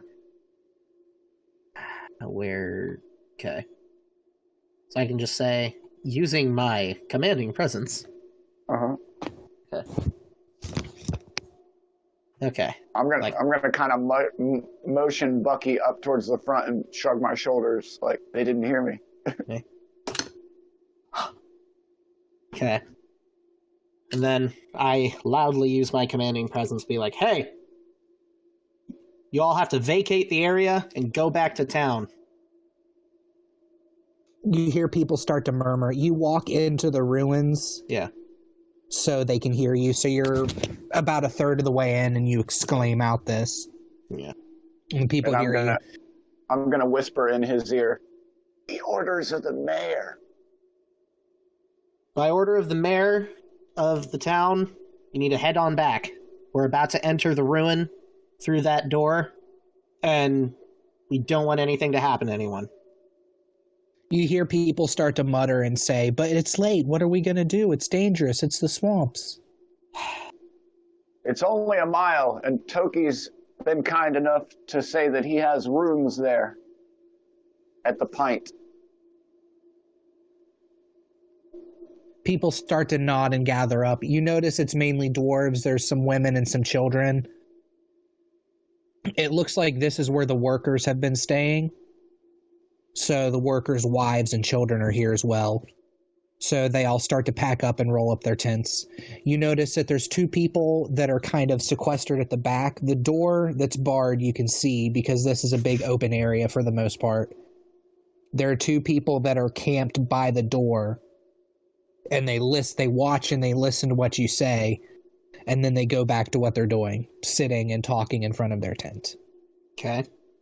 Okay. I'm gonna add in to what I said to the group and tell them, if you stick together, you should have safety in numbers.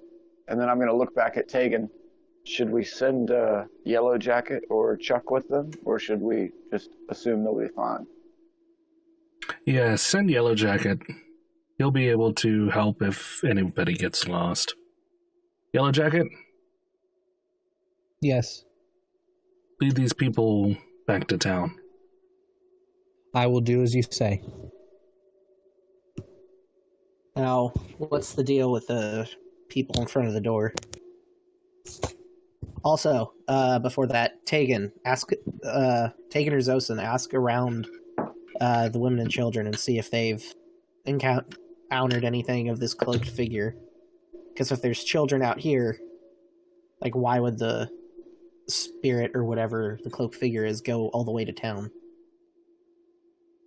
if it isn't here? I say that, like, quietly to them.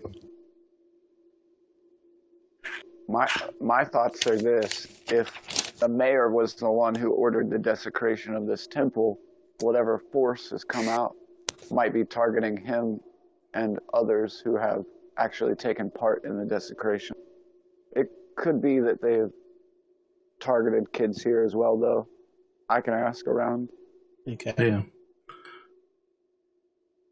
Then I'll go up to the...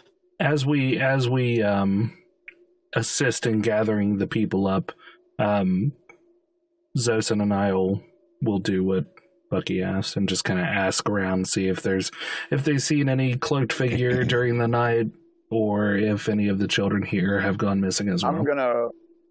I'm gonna roll an investigation to do this. Yeah. Okay.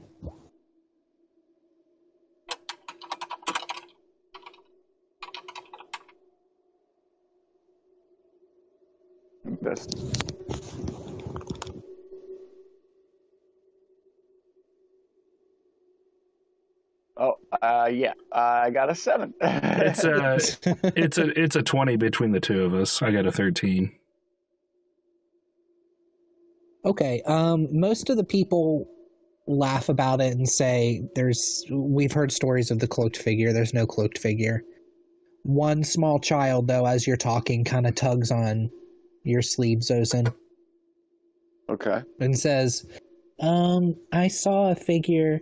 I saw a guy with a hood on and a cape, and he was running and laughing and telling me to follow him, but I was scared, so I didn't. Where was this child? Up at the top of the ruins, at the stairs.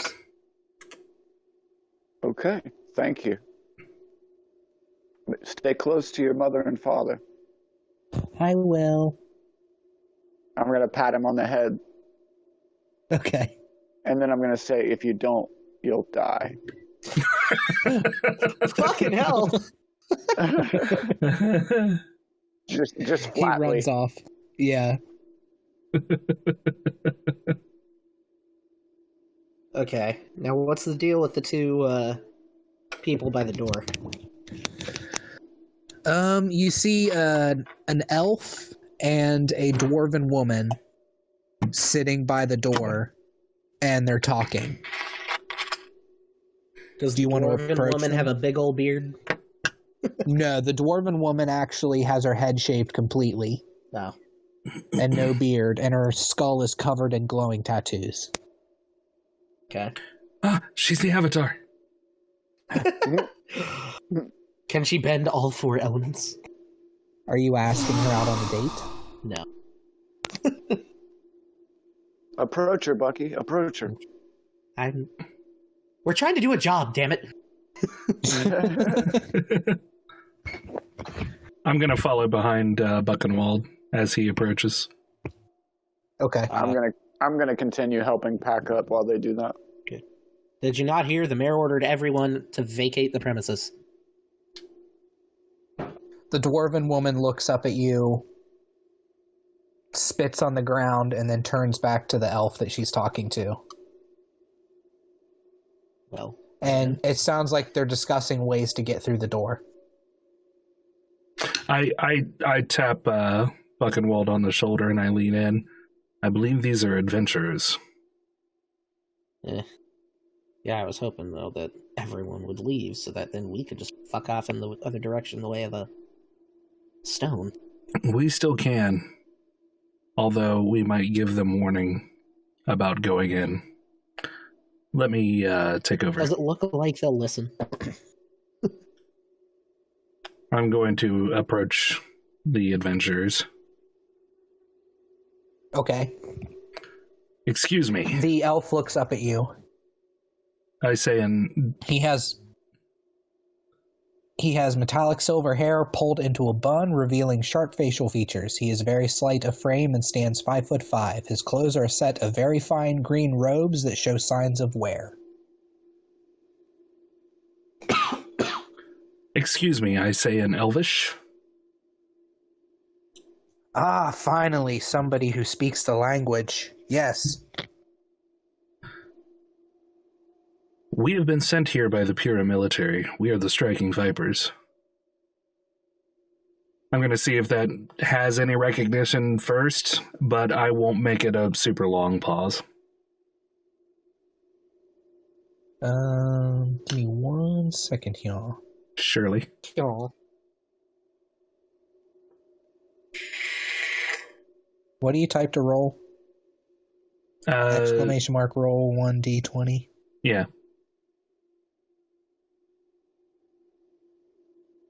Yeah, he seems to perk up at that, and he says, "Oh, you're with the Pyrrha military?" Yes, I am. I'm not familiar with the Striking Vipers, but it sounds important. We're merely one of the strike teams of the military, but we have been sent here to investigate the runes and the missing children that have been reported. Obviously, it's important enough for us to have been sent out here. What we've uncovered so far is unsettling, but we have no proof of anything yet. However, I believe that these runes may have been desecrated, and it may indeed be hiding something more sinister behind these doors. It is our hope that we can avoid opening them just yet. But first my team and I are going to investigate the missing children. They seem to be not in this direction. So if you and your... I glance over at the dwarven lady, compatriot would be so kind as to hold off trying to open the door, at least until we can come back, so that maybe we may be able to assist you. And hopefully have more hands to prevent something more sinister breaking into the world again. So you want us to just wait here for you? You can either wait here, or you can go back to the town. It matters not to me. You both look like you're very capable. Hell, you could even come with us. Do you speak Elvish, Bucky? Well, I'm saying that to you and hoping you translate.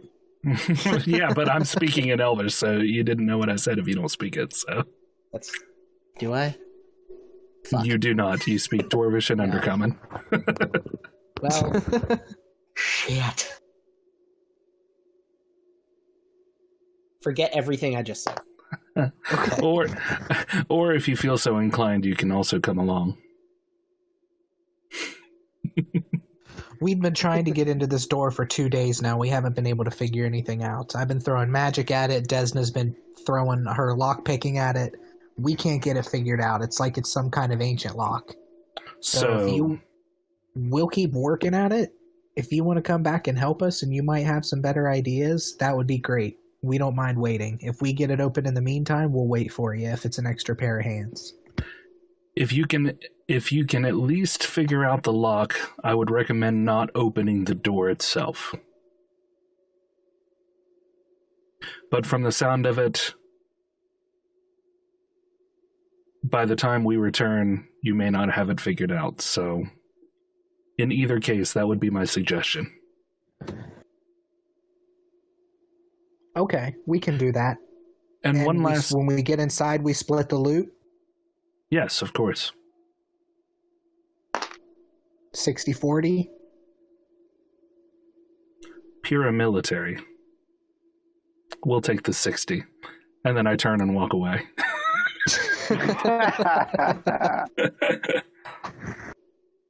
I follow him. I don't know what I'm doing. All right, I'm just a dwarf. I'm gonna go use the restroom real quick. That's fine. I'm gonna approach Tegan and Buckenwald with Chuck, and I'm gonna say, "All right, we've got most of the villagers and workers on their way. Looks like it'll be clear within the next few minutes if we want to go ahead and follow the stone." Okay. What did you work out with these two? All right, I'm just going to assume Tegan relayed the Elvish to me. Yeah, he probably told you the basics of the conversation. Okay. Well, from what Tegan told me of their conversation, they are going to stay here and try to work on the lock, and then if they haven't done that by the time we pass back through here, we're going to help them and split whatever loot we find in there, if we can even get in there at all. Gotcha. They're going to stay here, guard the area, and make sure no one gets in or out. Okay. I'm going to break off at this point and walk directly over to the two adventurers. When I approach them, the elven man in robes, can I tell what kind of elf he is? Yeah, sorry, I had to reconnect. I lost you for a second. So you wanted to approach the two adventurers? Yeah, I'm just after I talk to Bucky and Tegan, I'm just going to go check in with the adventurers real quick, and I just wanted to see if I could tell what kind of elf he was. He's a half-elf. Do I know what kind of half-elf? Like high elf, Eladrin elf, drow, what?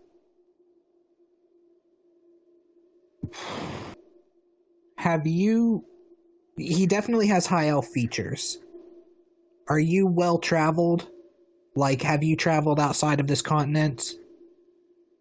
Yeah, well, yeah, to go to the blood fields where we slaughtered the minotaurs, we had to travel across a good bit of the continent to get to their country. Back. Okay. Alright, yeah, so you don't recognize...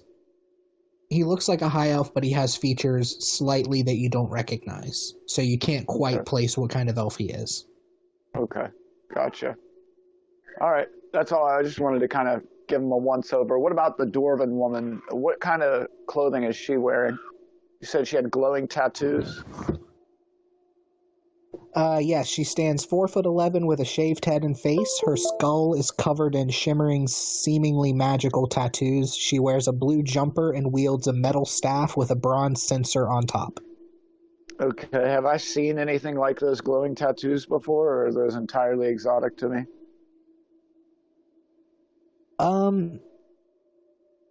Roll a history, I guess. Okay. 1 second.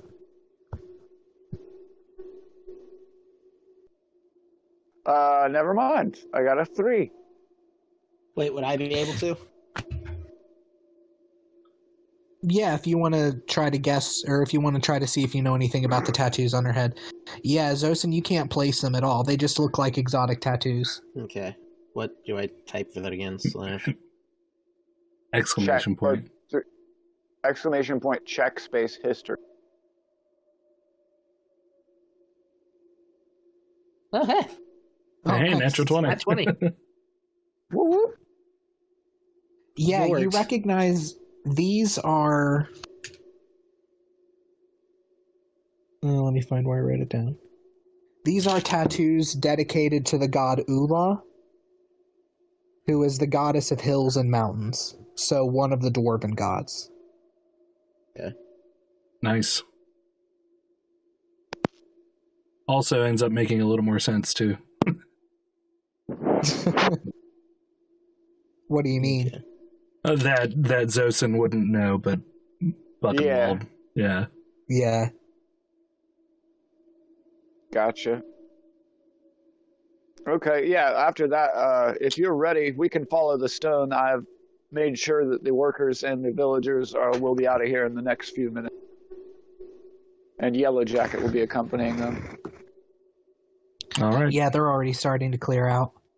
That's good.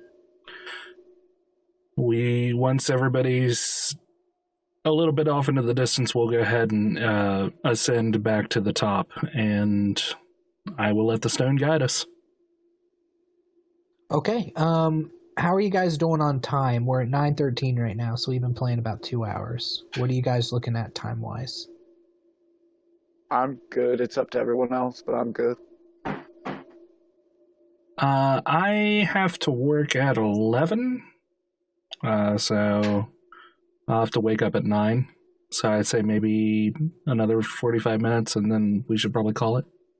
I can do that. It's cool with me. Okay. Cool, I just wanted to make sure.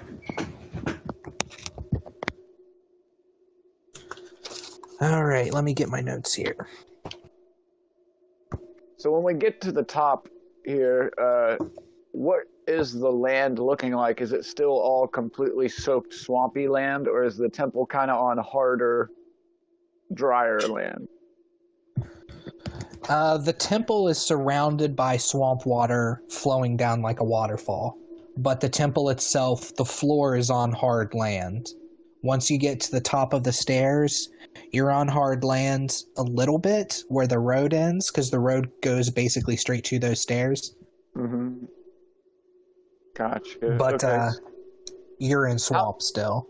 How deep is this swamp water around this little raised land area? About a foot. Okay.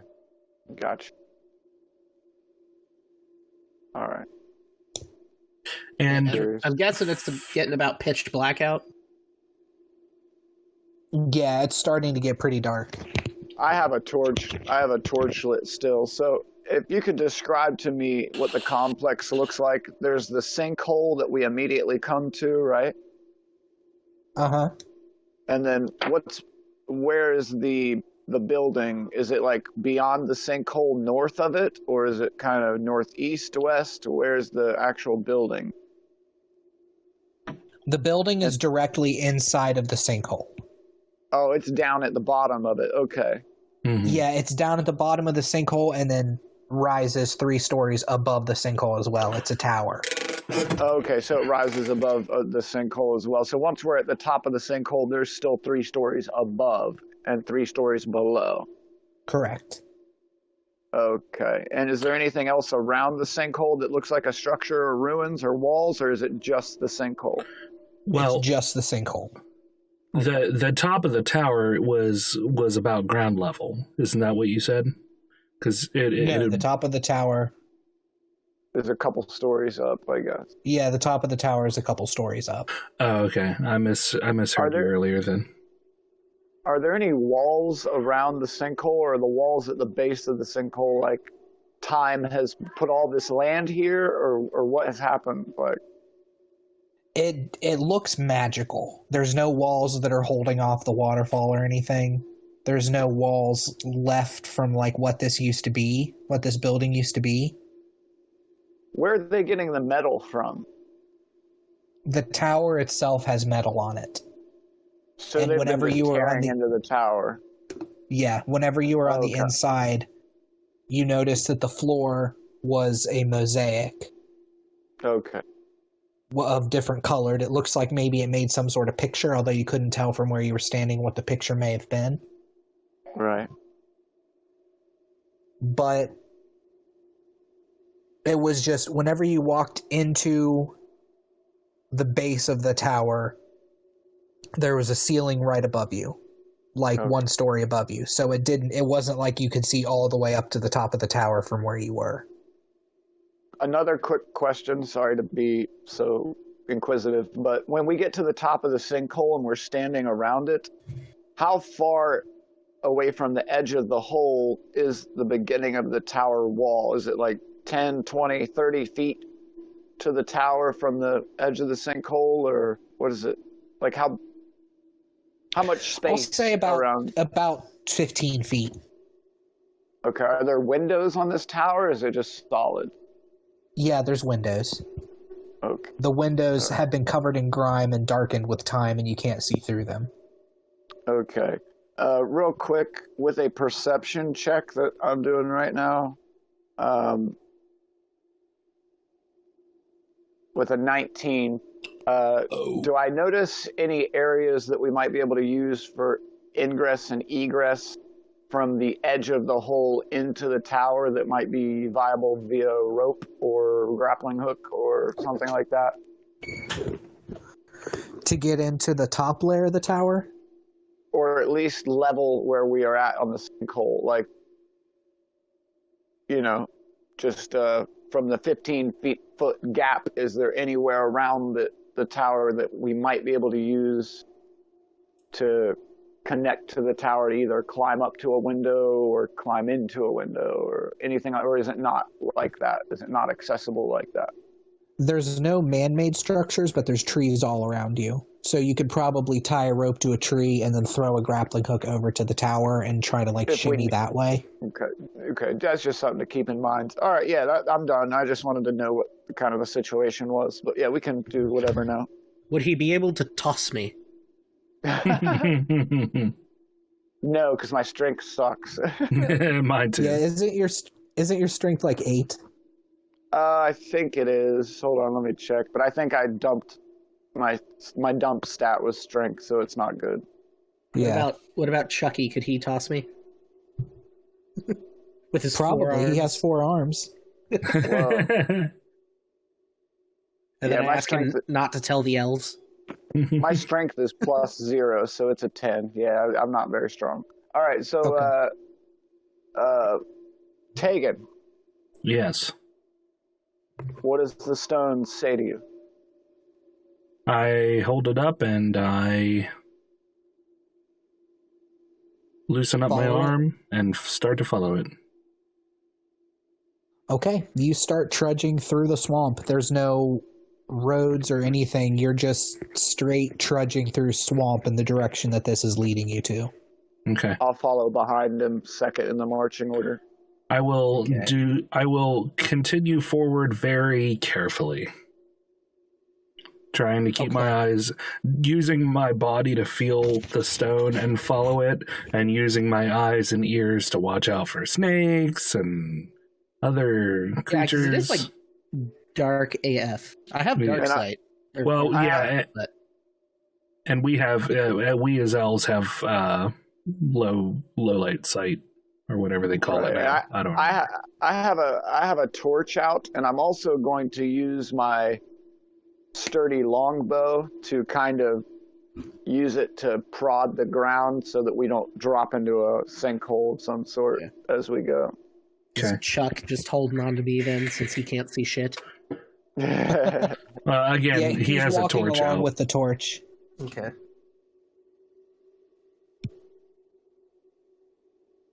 And just continue onward. Yeah, I'm pulling something up here. No worries. My friend, we do it. I started to move my notes from my phone to a notebook that I bought today from the dollar store, so I didn't have to keep jumping between my notes, because I have probably 15 memos written of just random ideas I'll get when I wake up in the middle of the night and type stuff out, and then I'll read them the next day like, what the fuck did this supposed to mean?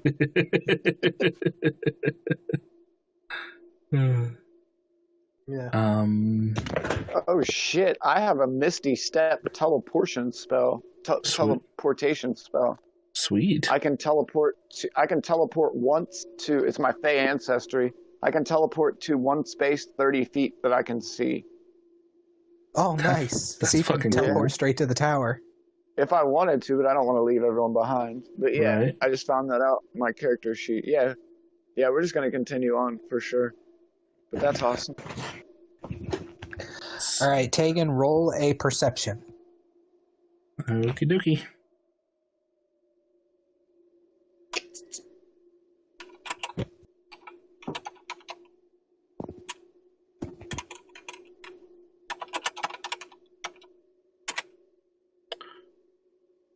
Well, my passive is a 14, but I rolled a 12. So. Okay, so your passive works then. You're traveling through the swamp and you start to hear a low hum, like a low buzz, Okay. coming off to your right. Okay. I'd stop for a moment. And it definitely sounds like some sort of animal or insect or something. Okay. I stop for a moment and I hunker down and I hold up my hand for everybody. Okay. I'm going to take my torch, and my passive perception is 14 as well, right? Okay, yeah, so you hear it as well. Okay. In case this is a insect that is drawn to light, I'm going to toss my torch in that direction as far as I can. I have a Okay. passive perception of 13. Do I hear it? Yeah, you hear it as well. You all hear it. Okay. And then I'm going to stop and hunker down as well. Would we be able to maybe have a rough estimate at how far away it's coming from? Like how far the source might be? It's pretty close to you, probably within 30 feet. Okay. With my dark vision, can I see anything? Yeah. Okay. Yeah, you see Zosin throws the torch, and as the torch spins through the air and falls, you see illuminated what looks like a giant hive of some kind, like strung between two trees, stands probably 15 feet tall by 30 feet wide. Just a giant hive of some kind. And you see giant winged wasps crawling alongside it. Like the size of a roll of paper towels, or the size of like a 50-cent piece? Like the size of a house cat. Oh, fuck. Okay, I got one of those in front of me. Yeah, these are giant wasps. I'm allergic.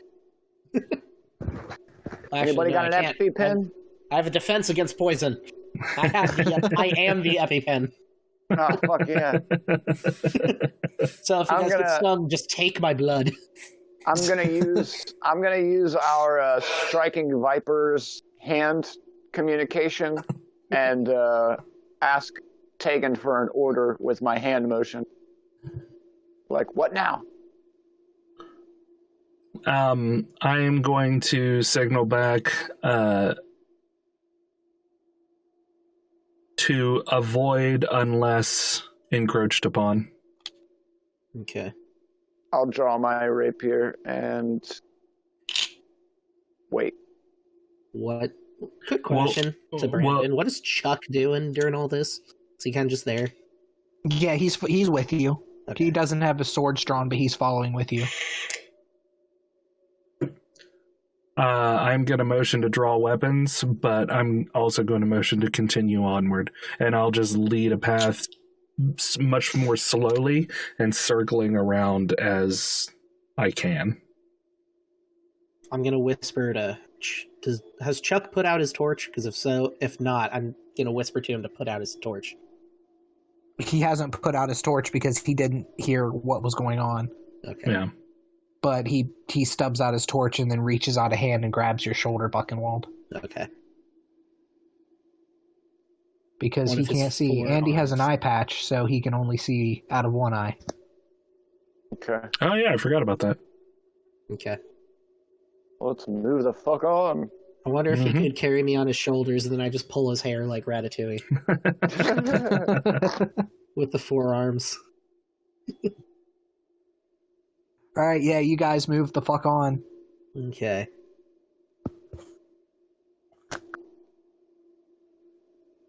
You start to hear as you're as this apple is pulling you, or as this apple-sized stone is pulling you in the direction, Remington, or Tegan, you start to hear a whispering in your head.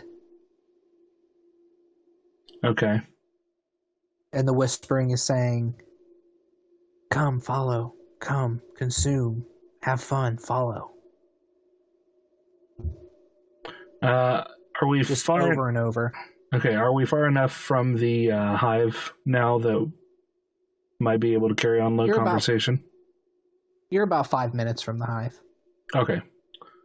I stop the party again. And I motion to come up close. We huddle up. I'm beginning to hear this voice that old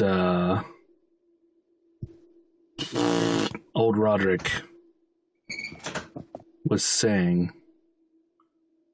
What's it saying to you? It's saying follow, have fun, consume, follow.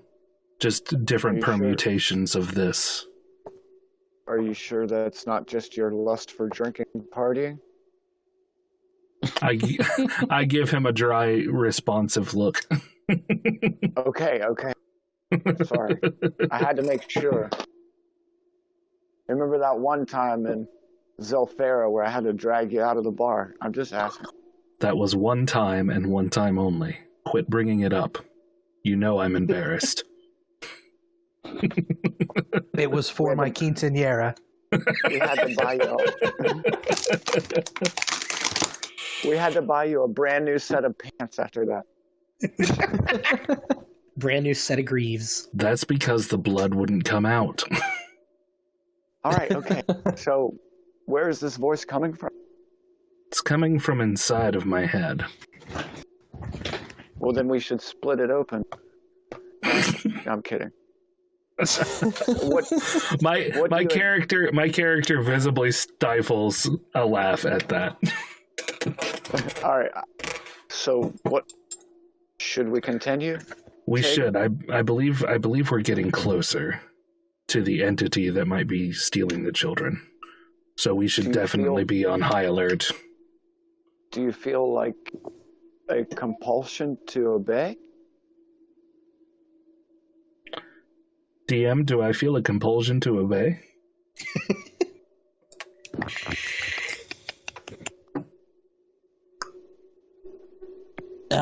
Roll a wisdom save.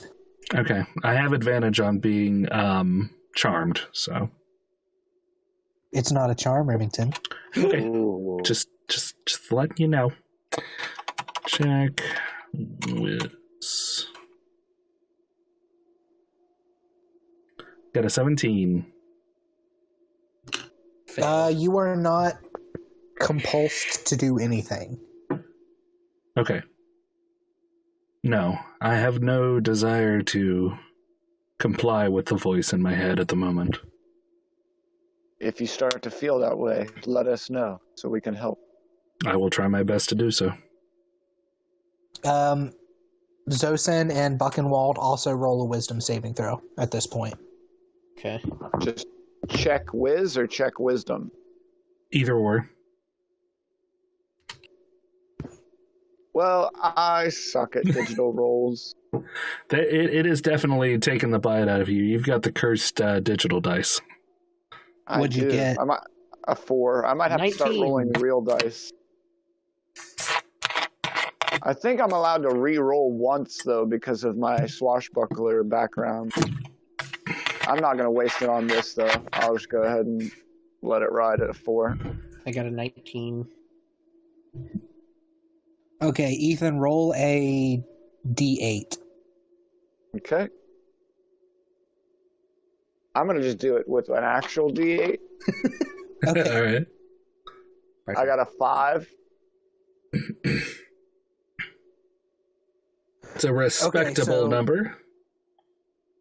So, Tegan, you hear this voice in your head and you start to discuss it, and then you feel this compulsion start to wash over you as you focus on this voice. But you manage to shake it off, and as you do, the voice starts to rise into Buckenwald's head and Zosen's head as well. And it's just this stream of consciousness of follow, consume, have fun, follow, consume, have fun, and variations thereof. I'm going to blankly stare, and you start to walk to the right. You can't help it. You just start moving in a direction. Can I grab him? I'm going to say it calls. Yeah, you can grab him. Okay. I'm going to blankly stare and say, it calls me. Okay. I'm going to grab him and keep him from going anywhere. Do I need to roll anything for that? No, I mean, unless, Zosen, you want to fight it. You're not compelled to fight it. You were just compelled to move in a direction towards it. But it doesn't say that you're compelled to, like, fight if somebody tries to stop you, so it's entirely up to you. Okay, I'm gonna stop for a moment and look over his shoulder and go, look over my shoulder at Bucky and go, it's okay, I'll lead us to it. And then I'm gonna try and take another step if he'll let me, but I'm not gonna like pull. So while that is happening, I'm gonna see where the stone is trying to pull me. Is it also pulling me that way? Yes. Okay. Okay. All right. I'm gonna walk up to Zosen, and I'm gonna give him a hard. I'm still holding on to him. I'm gonna give him a hard backhand. Okay. I'm sorry. It's calling to me. I'm gonna see if that kind of snaps him out of it at all. Do you want me to roll another wisdom? Yeah, roll another wisdom. Actually,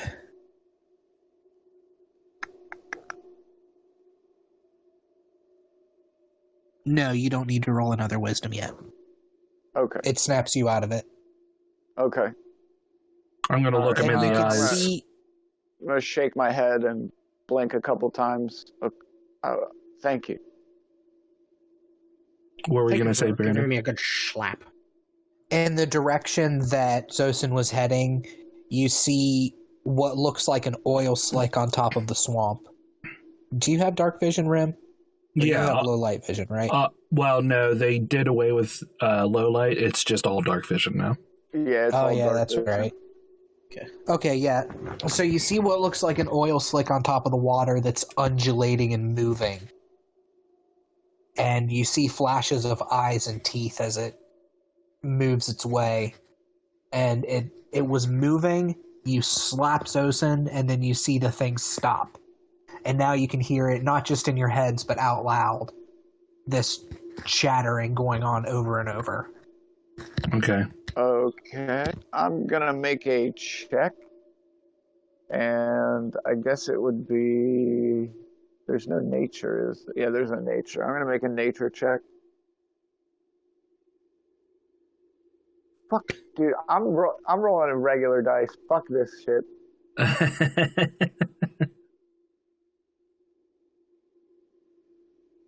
I got a 15 plus 1. I got a 16 for my nature check to see if I recognize this, if I've ever come in contact with it, something like this.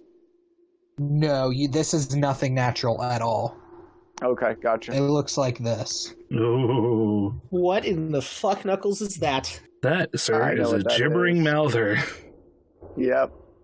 That's a motherfucking gibbering mouther. All right. I don't know if we've ever fought one of these, which is even more exciting. Not together. Screams in dwarf. Screams in dwarf. / screams in dwarf. I absolutely love playing with a brand new player who's not familiar with any of these monsters, because they can see something like this and be like, what the fuck is that? Whereas we've been playing for so long that even though we haven't fought them, we're like, oh yeah, gibbering mouther, cool. Yeah. It's like, so what the fuck is that fucking thing? Hello? Here's the thing. We're about... When you say we're 5 minutes from the wasp's nest, what distance could I estimate that to be? Like, we were moving pretty slow, so... Yeah, you were moving pretty slow. So distance-wise... Shit, I don't know. What do you think, Ren? I'm terrible at distance versus time. Hold on. He's doing every equation. I'm in. He's a 90s computer hacker. I use words like radical. 5-minute walk. At slow speed. Well, a 5-minute walk at an average speed would give you about 400 meters, it says, which would be...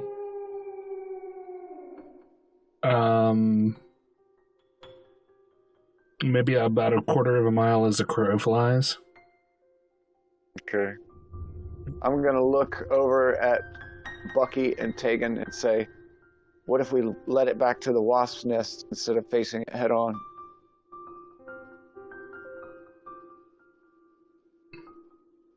So if we were moving at half speed, it was probably about an eighth of a mile back. And if we try to move at full speed, there's a chance that we'll lose our footing and fall. Just Okay, so scrap that. How do we face this? Well, it is an aberration, so Your favorite enemy. yep. All right. Are there trees around us? What's the landscape look like? Yeah, there's trees around you. You're in dense swamp at this point. Okay, can I climb up a tree within 5 or 10 feet? Of the thing? Or within 5 to 10 feet of you? Of me. Yeah, there's a tree within 10 feet. All right, I'm going to climb up it, and I'm going to sheath my rapier, climb up it, and get my longbow ready. Okay. And while he does that, I'm going to go ahead and roll a couple of intelligence checks on what I know about a gibbering mouther. Do you have gibbering mouthers pulled up right now? No, I don't. You Okay. should. I'm going to do I just assumed. No, I'm going to try very hard to not metagame like that. Well, Okay. and also the DM can always alter creatures from the monster manual to be anything or have any ability. Yeah. Pray I do not alter them further. All right, I got an 11 to climb the tree. I'm really gonna start just rolling dice. 'Cause fuck that digital dice. Yeah, I got climb the tree. I got a 10 on my intelligence check, so I apparently don't know much about a gibbering mouther. You know their aberrations. You know that they are all consuming, and that their chattering or their gibbering that they do is magical in nature. Okay. But you're not sure of like any strengths or weaknesses or anything. Okay. I relay this information. Okay. And Charles I am Wrathian III says, "What's going on? I can't see anything." I pull out a torch and I light it. Chuck, pull out your swords and stand next to me. You hear the sound of two swords being pulled out. And Listen to the dwarf. I light up my torch and I chuck it up to Zosin. I'm gonna snatch it. Okay, you snatch it. So hopefully it illuminates the area a little bit better. I'll see if I can't wedge it between some branches beside me to kind of cast some light, if there is that kind of branch configuration. I mean, I'm assuming there would be. Yeah, you want to wedge it between branches, is that what you said? Yeah, just so it kind of casts light down and I can use my hands. Yeah. Yeah, Okay. you can do that. This thing, the gibbering mouther, is almost circling. Not circling you guys, but circling within like a 5-foot circle. It is just chattering the entire time. Come, follow, consume. Come, follow, consume. Come, play. I'm also going to ascend a tree. Okay. What'd you roll for that? I just did You don't need athletics. to roll for it. Oh, okay. How far away Okay. is this thing? I think it's about 20 feet away. Okay. Okay, I'm gonna actually. I don't know if they can see me or not. I don't know if it can. Well, I know, but I don't know if they have. I know they have eyes, but I don't know if it looks up like deer don't look up. You know, when you're hunting deer, they don't look in trees. I don't know what this thing is or not, but I'm gonna try and get a hit on it with my bow, and I don't know if I would have the opportunity to hide and do a sneak attack, or if I'm just lit up because of the torch, if that doesn't allow me.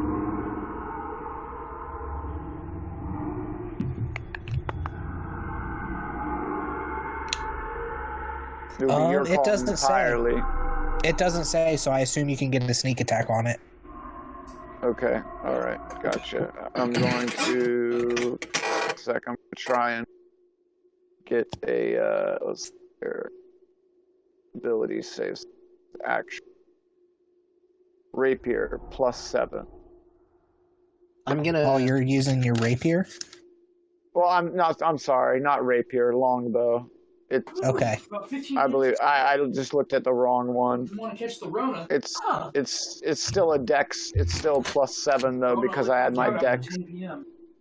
Okay. So I got a 19 total to hit. I don't know if that hits. 19 hits, yes.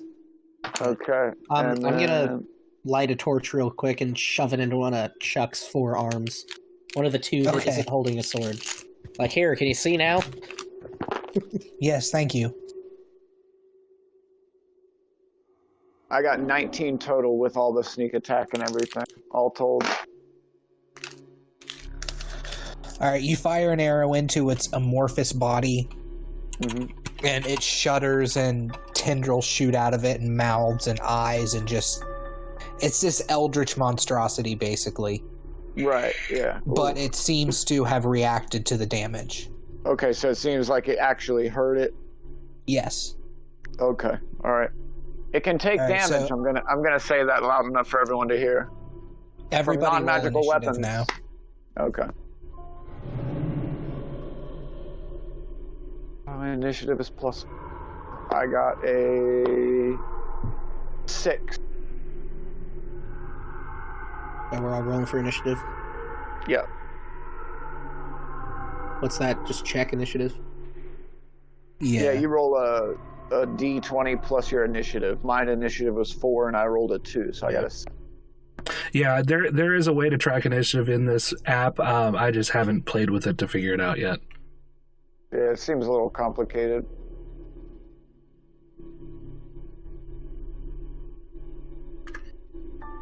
What? What'd I do wrong? Just roll a d20. Okay. You have to put a 1 in front of it. Oh, okay. 1d20 plus 1.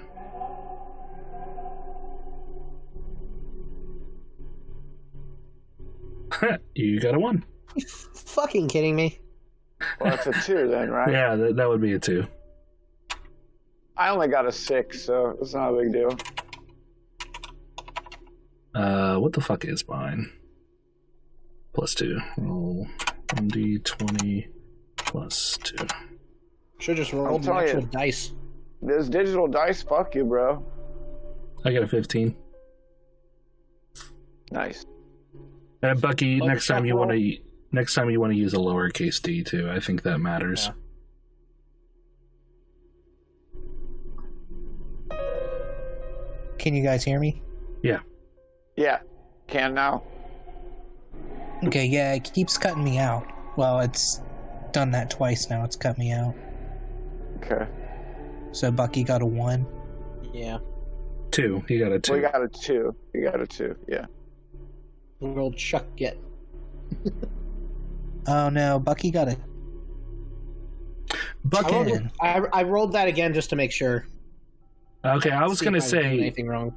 I think he screwed up that when he typed in the roll. I think he should take the 10, to be honest. Okay, yeah.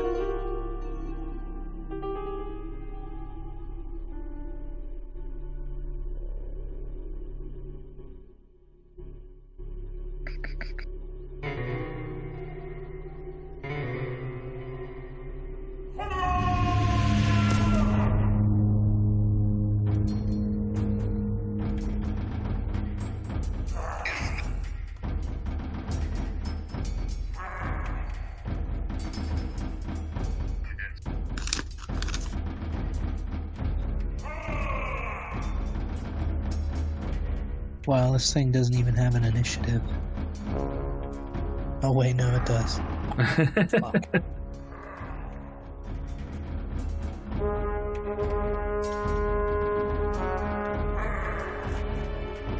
Oops. Rolled.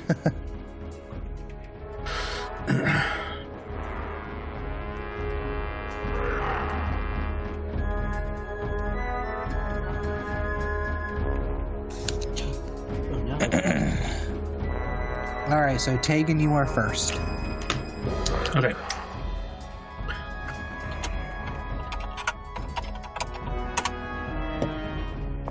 Alright.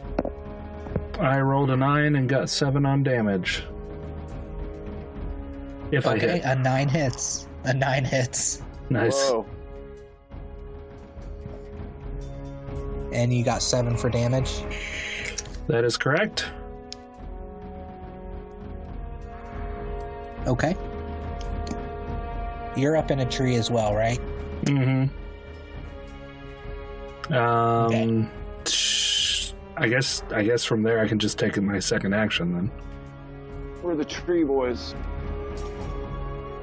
So I should Everybody be able to, stand for the tree boys. So I should be able to attack again. Standing so I don't die. No, you don't get to attack again. Do you have 2 attacks? I have 2 actions, yeah.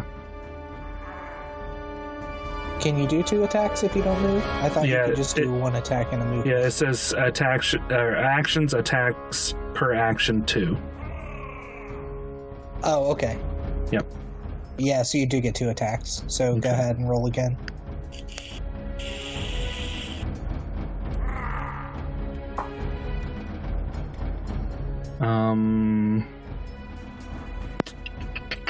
Do you have any fancy arrows? No, I don't. Well, All our fuck. arrows are fancy.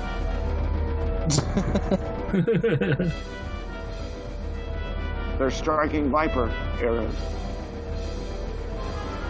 I am going to use my second action to cast Hunter's Mark on it.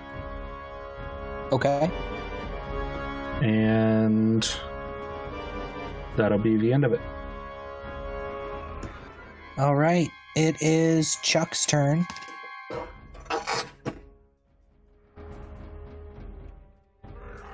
He turns to you, Buckenwald, and says, "What do you want me to do?" God damn it.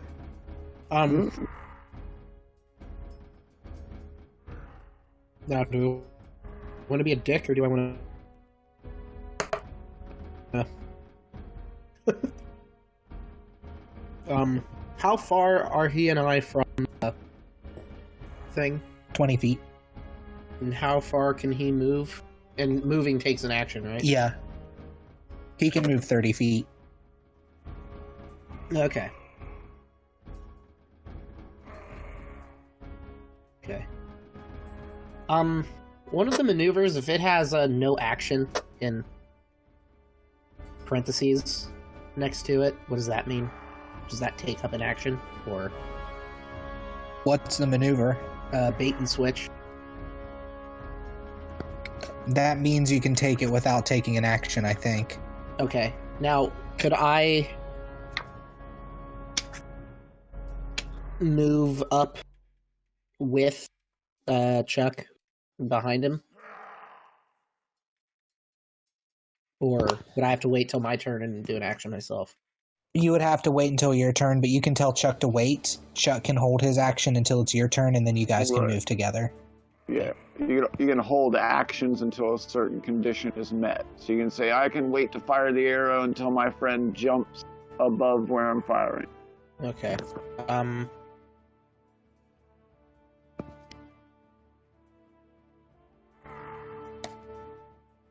And we're about 20 20 from feet him? away from it, yeah. Okay. Trying to think.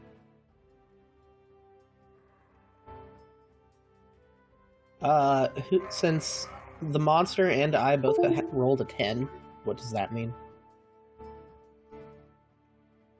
It means that, There's a roll off, yeah, there's a roll-off.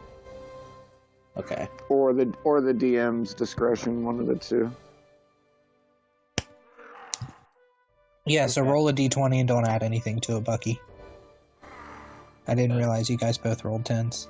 Okay, I'm gonna roll an actual d20. Fuck, we got a 1. Okay, Don't so feel it goes bad. first. Okay, so it Alright, goes so first. this thing undulates and moves disgustingly towards you guys.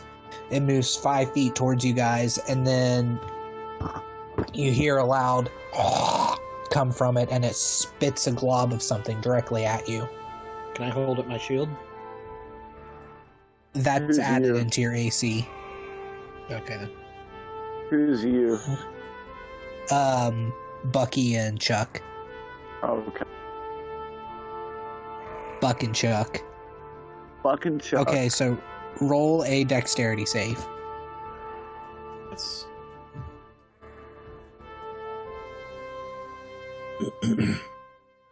Check Dex. Yes. Mm-hmm. Or would it be save deck? Ooh! No, that'd be Nice. check. Ooh! Cool. All right, Slug! you hold up your shield. This thing spits a glob of blinding spittle at you. You hold up your shield in front of yourself and Chuck, and the stuff hits your shield and flashes in a bright light. But you've got the shield in front of yours and Chuck's eyes, and it doesn't affect you. So it flashes a really bright light for a second and then dims down to nothing. Nice. You can do either or, it looks like. That's cool. Okay. And that is its turn. Okay. So it is you, Buckenwald. Okay. Oh yeah, no, you have to roll a wisdom save also, I'm sorry. I do. Yeah. So Any ex- creature within 20 feet has to roll a wisdom save every round. So I would have to as well. Well, fuck!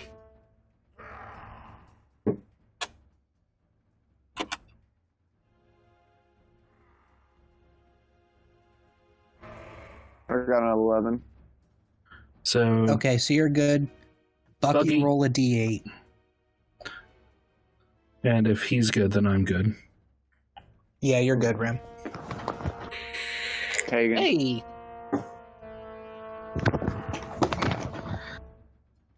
Ooh, 8. You... That's... The 8 is not good. Yeah, I didn't figure. I didn't Well, think it was. fuck!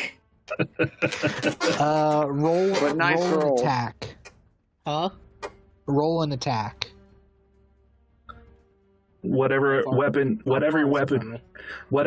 you're holding, just roll exclamation point attack and then the name of your weapon.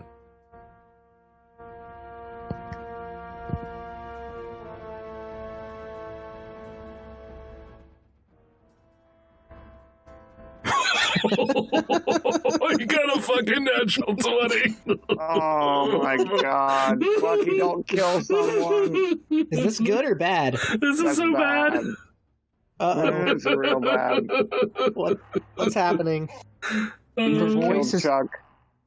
the voice is chattering in your head, Bucky, and you lose control as it starts to wash over you, and you turn, you have your warhammer, and you start spinning it around your head, and you turn, and you just crash it down on top of Chuck.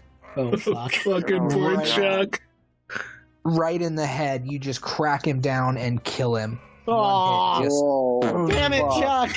No! You fucking one-shotted Chuck. Oh, I'm sorry! I'm gonna scream, Buck! All right, and now it's your turn, Bucky. God damn it!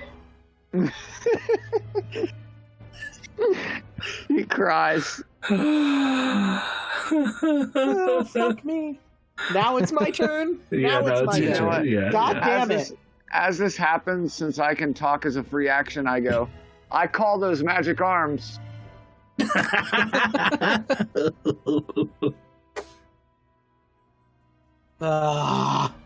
Can he not roll to block? No, he Not failed. on a critical. Oh, Yeah, you got a critical. You dealt like 40 damage to him, I think. Yeah, he's 22, 26 plus 15. 41 damage. Shit. Yeah, you dealt 41 damage to him. I didn't make up a character sheet for Chuck, but with him just dead. being like a low-level fighter, 41 damage would kill him. Oh, no. It was 26 to hit. He only did 15 damage to him. It was 2d8 plus Doubled. 3. Well, doubled though. No, it has it there. It has a 4 and an 8. So he did 8, 9, 10, 11, 12 plus 3 for his strength. So he did 15 okay. damage. I still say he killed Chuck. Yeah, I'm gonna say he killed Chuck. He was a dick anyway. Which is totally fine. Just wanted to make sure that we understood how the damage went. Okay. Mm. Okay, so... Yeah. So how far am I from him? Still like 20 feet? Poor Chuck. Yeah, you're 20 feet from him. Okay. Pull yourself together, Buckenwald. Ugh. How would I just attack hand axe with throw? Because it has range on it, but... Yeah. But you would have to drop your Warhammer. Because it's an action. You can't just switch weapons on the fly. Okay. It requires actions to do that sort of thing. So in order to actually draw the hand axe, you would have to use one action to drop your weapon so you can draw the hand axe, and then you would be able to attack with it. Okay. Mm-hmm. So could I take... Because I have my shield. Could I put the shield a few inches into the ground in front of me, like you do with a surfboard at the beach? Just stick it into the ground. So I could duck behind it if need be, grab my hand axe, and then throw it with my offhand? Yeah, sure. Fuck. That sounds cool. So then I'm Rule going of to do cool, man. Rule of cool. Yeah, that's how I roll it. that. Yep. Okay. So then just attack hand axe. Yeah.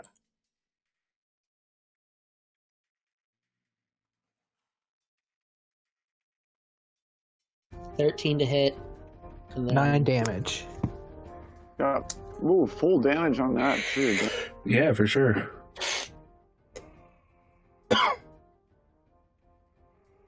Hopefully I'll be able to get that back. Unlike Chuck's life. All right, it's your turn, Zosin. All right. What is this thing doing right now? It is slowly moving towards Buckenwald. Well, shit. Okay. Is it below me? Is it still in front of me? Where is it in relation to me and the tree? It is still in front of you, about 5 feet.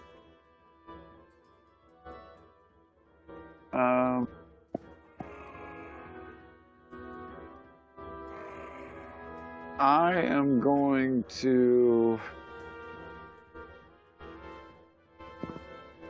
I'm going to fire another arrow at it. Yeah. Okay. I'm just going to fire an arrow at it. Or actually, I can use a bonus action to hide, but I figure it's already aware of me, correct? Yeah, now that you fired an arrow, it has dark vision, so it is aware of you. Okay, excellent. All right, Son of a I'm going to roll to hit. I got a 13. Okay, that hits. And then I roll a 1d8 plus 4. I got a 7 plus 4, 11 damage. 11 damage. Nice. Yes, sir. Damn it, I could have And then attacked again. I have extra attack. I'm going to jump, and I'm going to jump down to where Chuck is, his body is, but on the other side of him, so I'm 10 feet from Buckenwald. Okay. Yeah, I wouldn't get too close after what just happened. My athletics check is a 6 plus... What is my athletics? Hold on. 6 plus... Let me pull up my character. It's just a D20 plus whatever that bonus is. My acrobatics is actually what I'm going to use, if that's all right. So 6 plus 10 for a 16 to do a flip on the other side of Chuck's body. Okay, you jump out of the tree, so deftly you land on Buckenwald's shield, the tip of it, and then do a front flip over it onto the other side of Chuck's body. Okay, what does he look like? Is his skull just caved in, or like how He's damaged unrecognizable. He's unrecognizable. Yeah, his skull is caved in. He's dead. Fuck. Okay, all right. I was gonna try a healing potion, but if he's dead, he's dead. He dead as hell. All right, go ahead. I'm done. That's my turn. All right, it is back to Tegan. Alrighty, I'm going to attack again.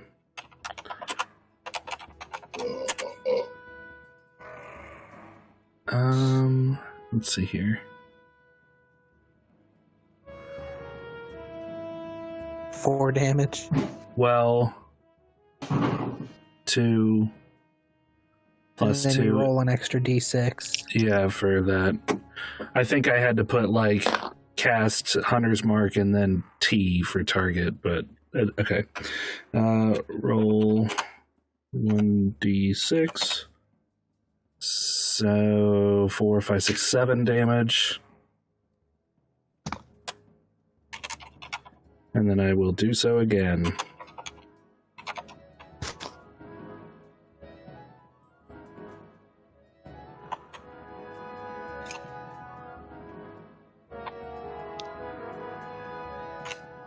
Nope.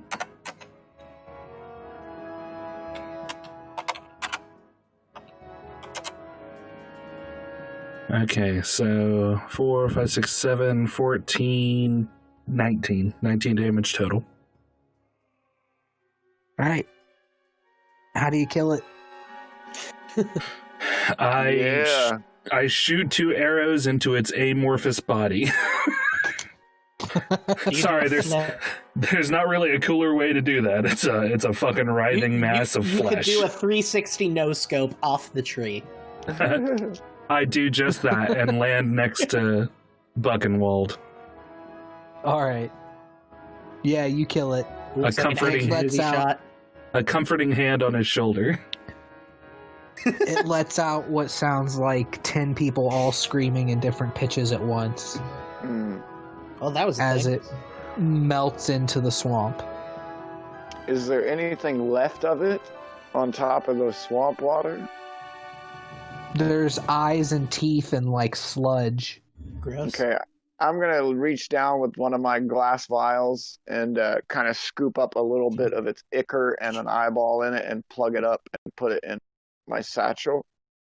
Okay. And after he does that, I look at him and I'm just like, why would you ever want that? Research. And then I'm gonna turn to Chuck. Oh. And I'm going to approach his body and I'm going to look at him and see how his arms are attached, and I'm also going to see what he has on him, on his person. Take those swords. They were halfway decent. I'll hand the swords to Buckenwald. You earned these. I earned them by killing him. Whatever helps you sleep at night. I'll give him the scabbards too. I'll take the belt and scabbards off and hand him both blades, and then I'm going to look over Chuck and see what he has on him. Okay, so he has a nice set of blood red leather armor. Mm-hmm. He has his family crest, which is a 2-headed giant that's embedded into the armor. Mm-hmm. He has a pouch on his side with 200 gold in it. Okay.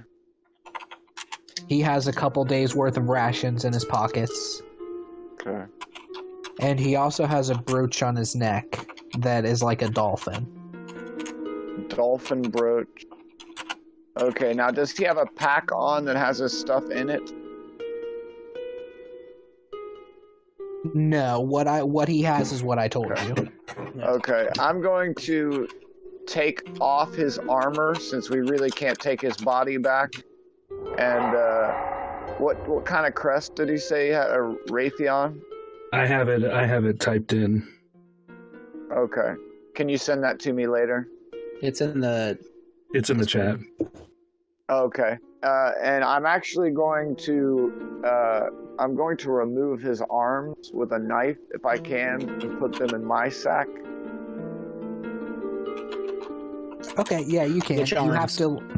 You have to like, yeah, which arms? You have to cut the arms off of his ribs. And then I'm actually going to look, after I do this grisly business, I'm going to look to the group and say, should return his armor and family crest to his family once we get a chance. But I agree. Arms, I believe these arms might be useful to us someday. It's sad that he passed, but it was an accident. Yes, there was nothing we could do. The aberrations are a dark and ancient evil that are very hard to prepare for. The Minotaur call things like that mind rapers. And there's a very good reason for it. You raped my mind. I'm going to take, I have a lamp oil with me, and I'm going to pour it over his body after we've taken off his clothes and his armor and his arm. And I'm going to set him on fire so that his body doesn't just rot here. Okay. Kind of like a makeshift funeral pyre. And then I'm going to say in Eladrin Elven a death rite. Just a couple of sentences of death rite. Okay, you bless his body with the death rite and light him on fire. And we'll go ahead and end there for the night. Okay. Rem, quick question. Does your character have any proficiency with swords? Yes, it's not my preferred weapon, but I have proficiency with swords. Okay. They're +1 long swords. Okay. Do you want them? Because I don't have a proficiency with them. As a fighter, you should have proficiency with swords. Yeah, You do. Oh, okay. You could use one of them at least. I was talking about my dwarven. I was just looking at dwarven combat training. And I have extra proficiency, I guess, with axes and hammers. So Yeah, as a fighter, you have proficiencies with all simple and martial weapons. Okay. Nice. Well, I mean, it's sad that he died, but you got a +1 longsword out of it. Right? 2 +1 longs. And we got a set of magical arms, so... If only he had 3 magical arms, we could each have an extra magical arm. Yeah. And add the gold to our group pot, and yeah, I might cut my own arms off and have a artificer put them on my arm. No, I'm kidding. You let me know. I'll use these Orkinray blades to do it. Yeah, the Zoas and the silver arms. Yeah. Nah, but man, that was rough. Damn that gibbering mouther. Yeah. Then I had to roll the best, but also the worst. At the worst time. Yeah. They were the best rolls, but they were at the worst time and for the worst possible things. It happens to the best of us. Yeah. I like how the digital dice were fucking you over the entire time, and then I go and it's just like, oh no, good, here, D20, D20. Yeah, maximum damage on this fool. You got like 2 or 3 20s? Yeah. It's almost like I hacked the system. I'm doing milestone instead of XP. So next, you guys aren't leveling this time. But once you finish out this little arc here, you guys will level. That'll be your milestone. Okay. Gotcha. So next time we play at the end of the session, you guys will level. Okay. Sounds good. So, yeah, buddy.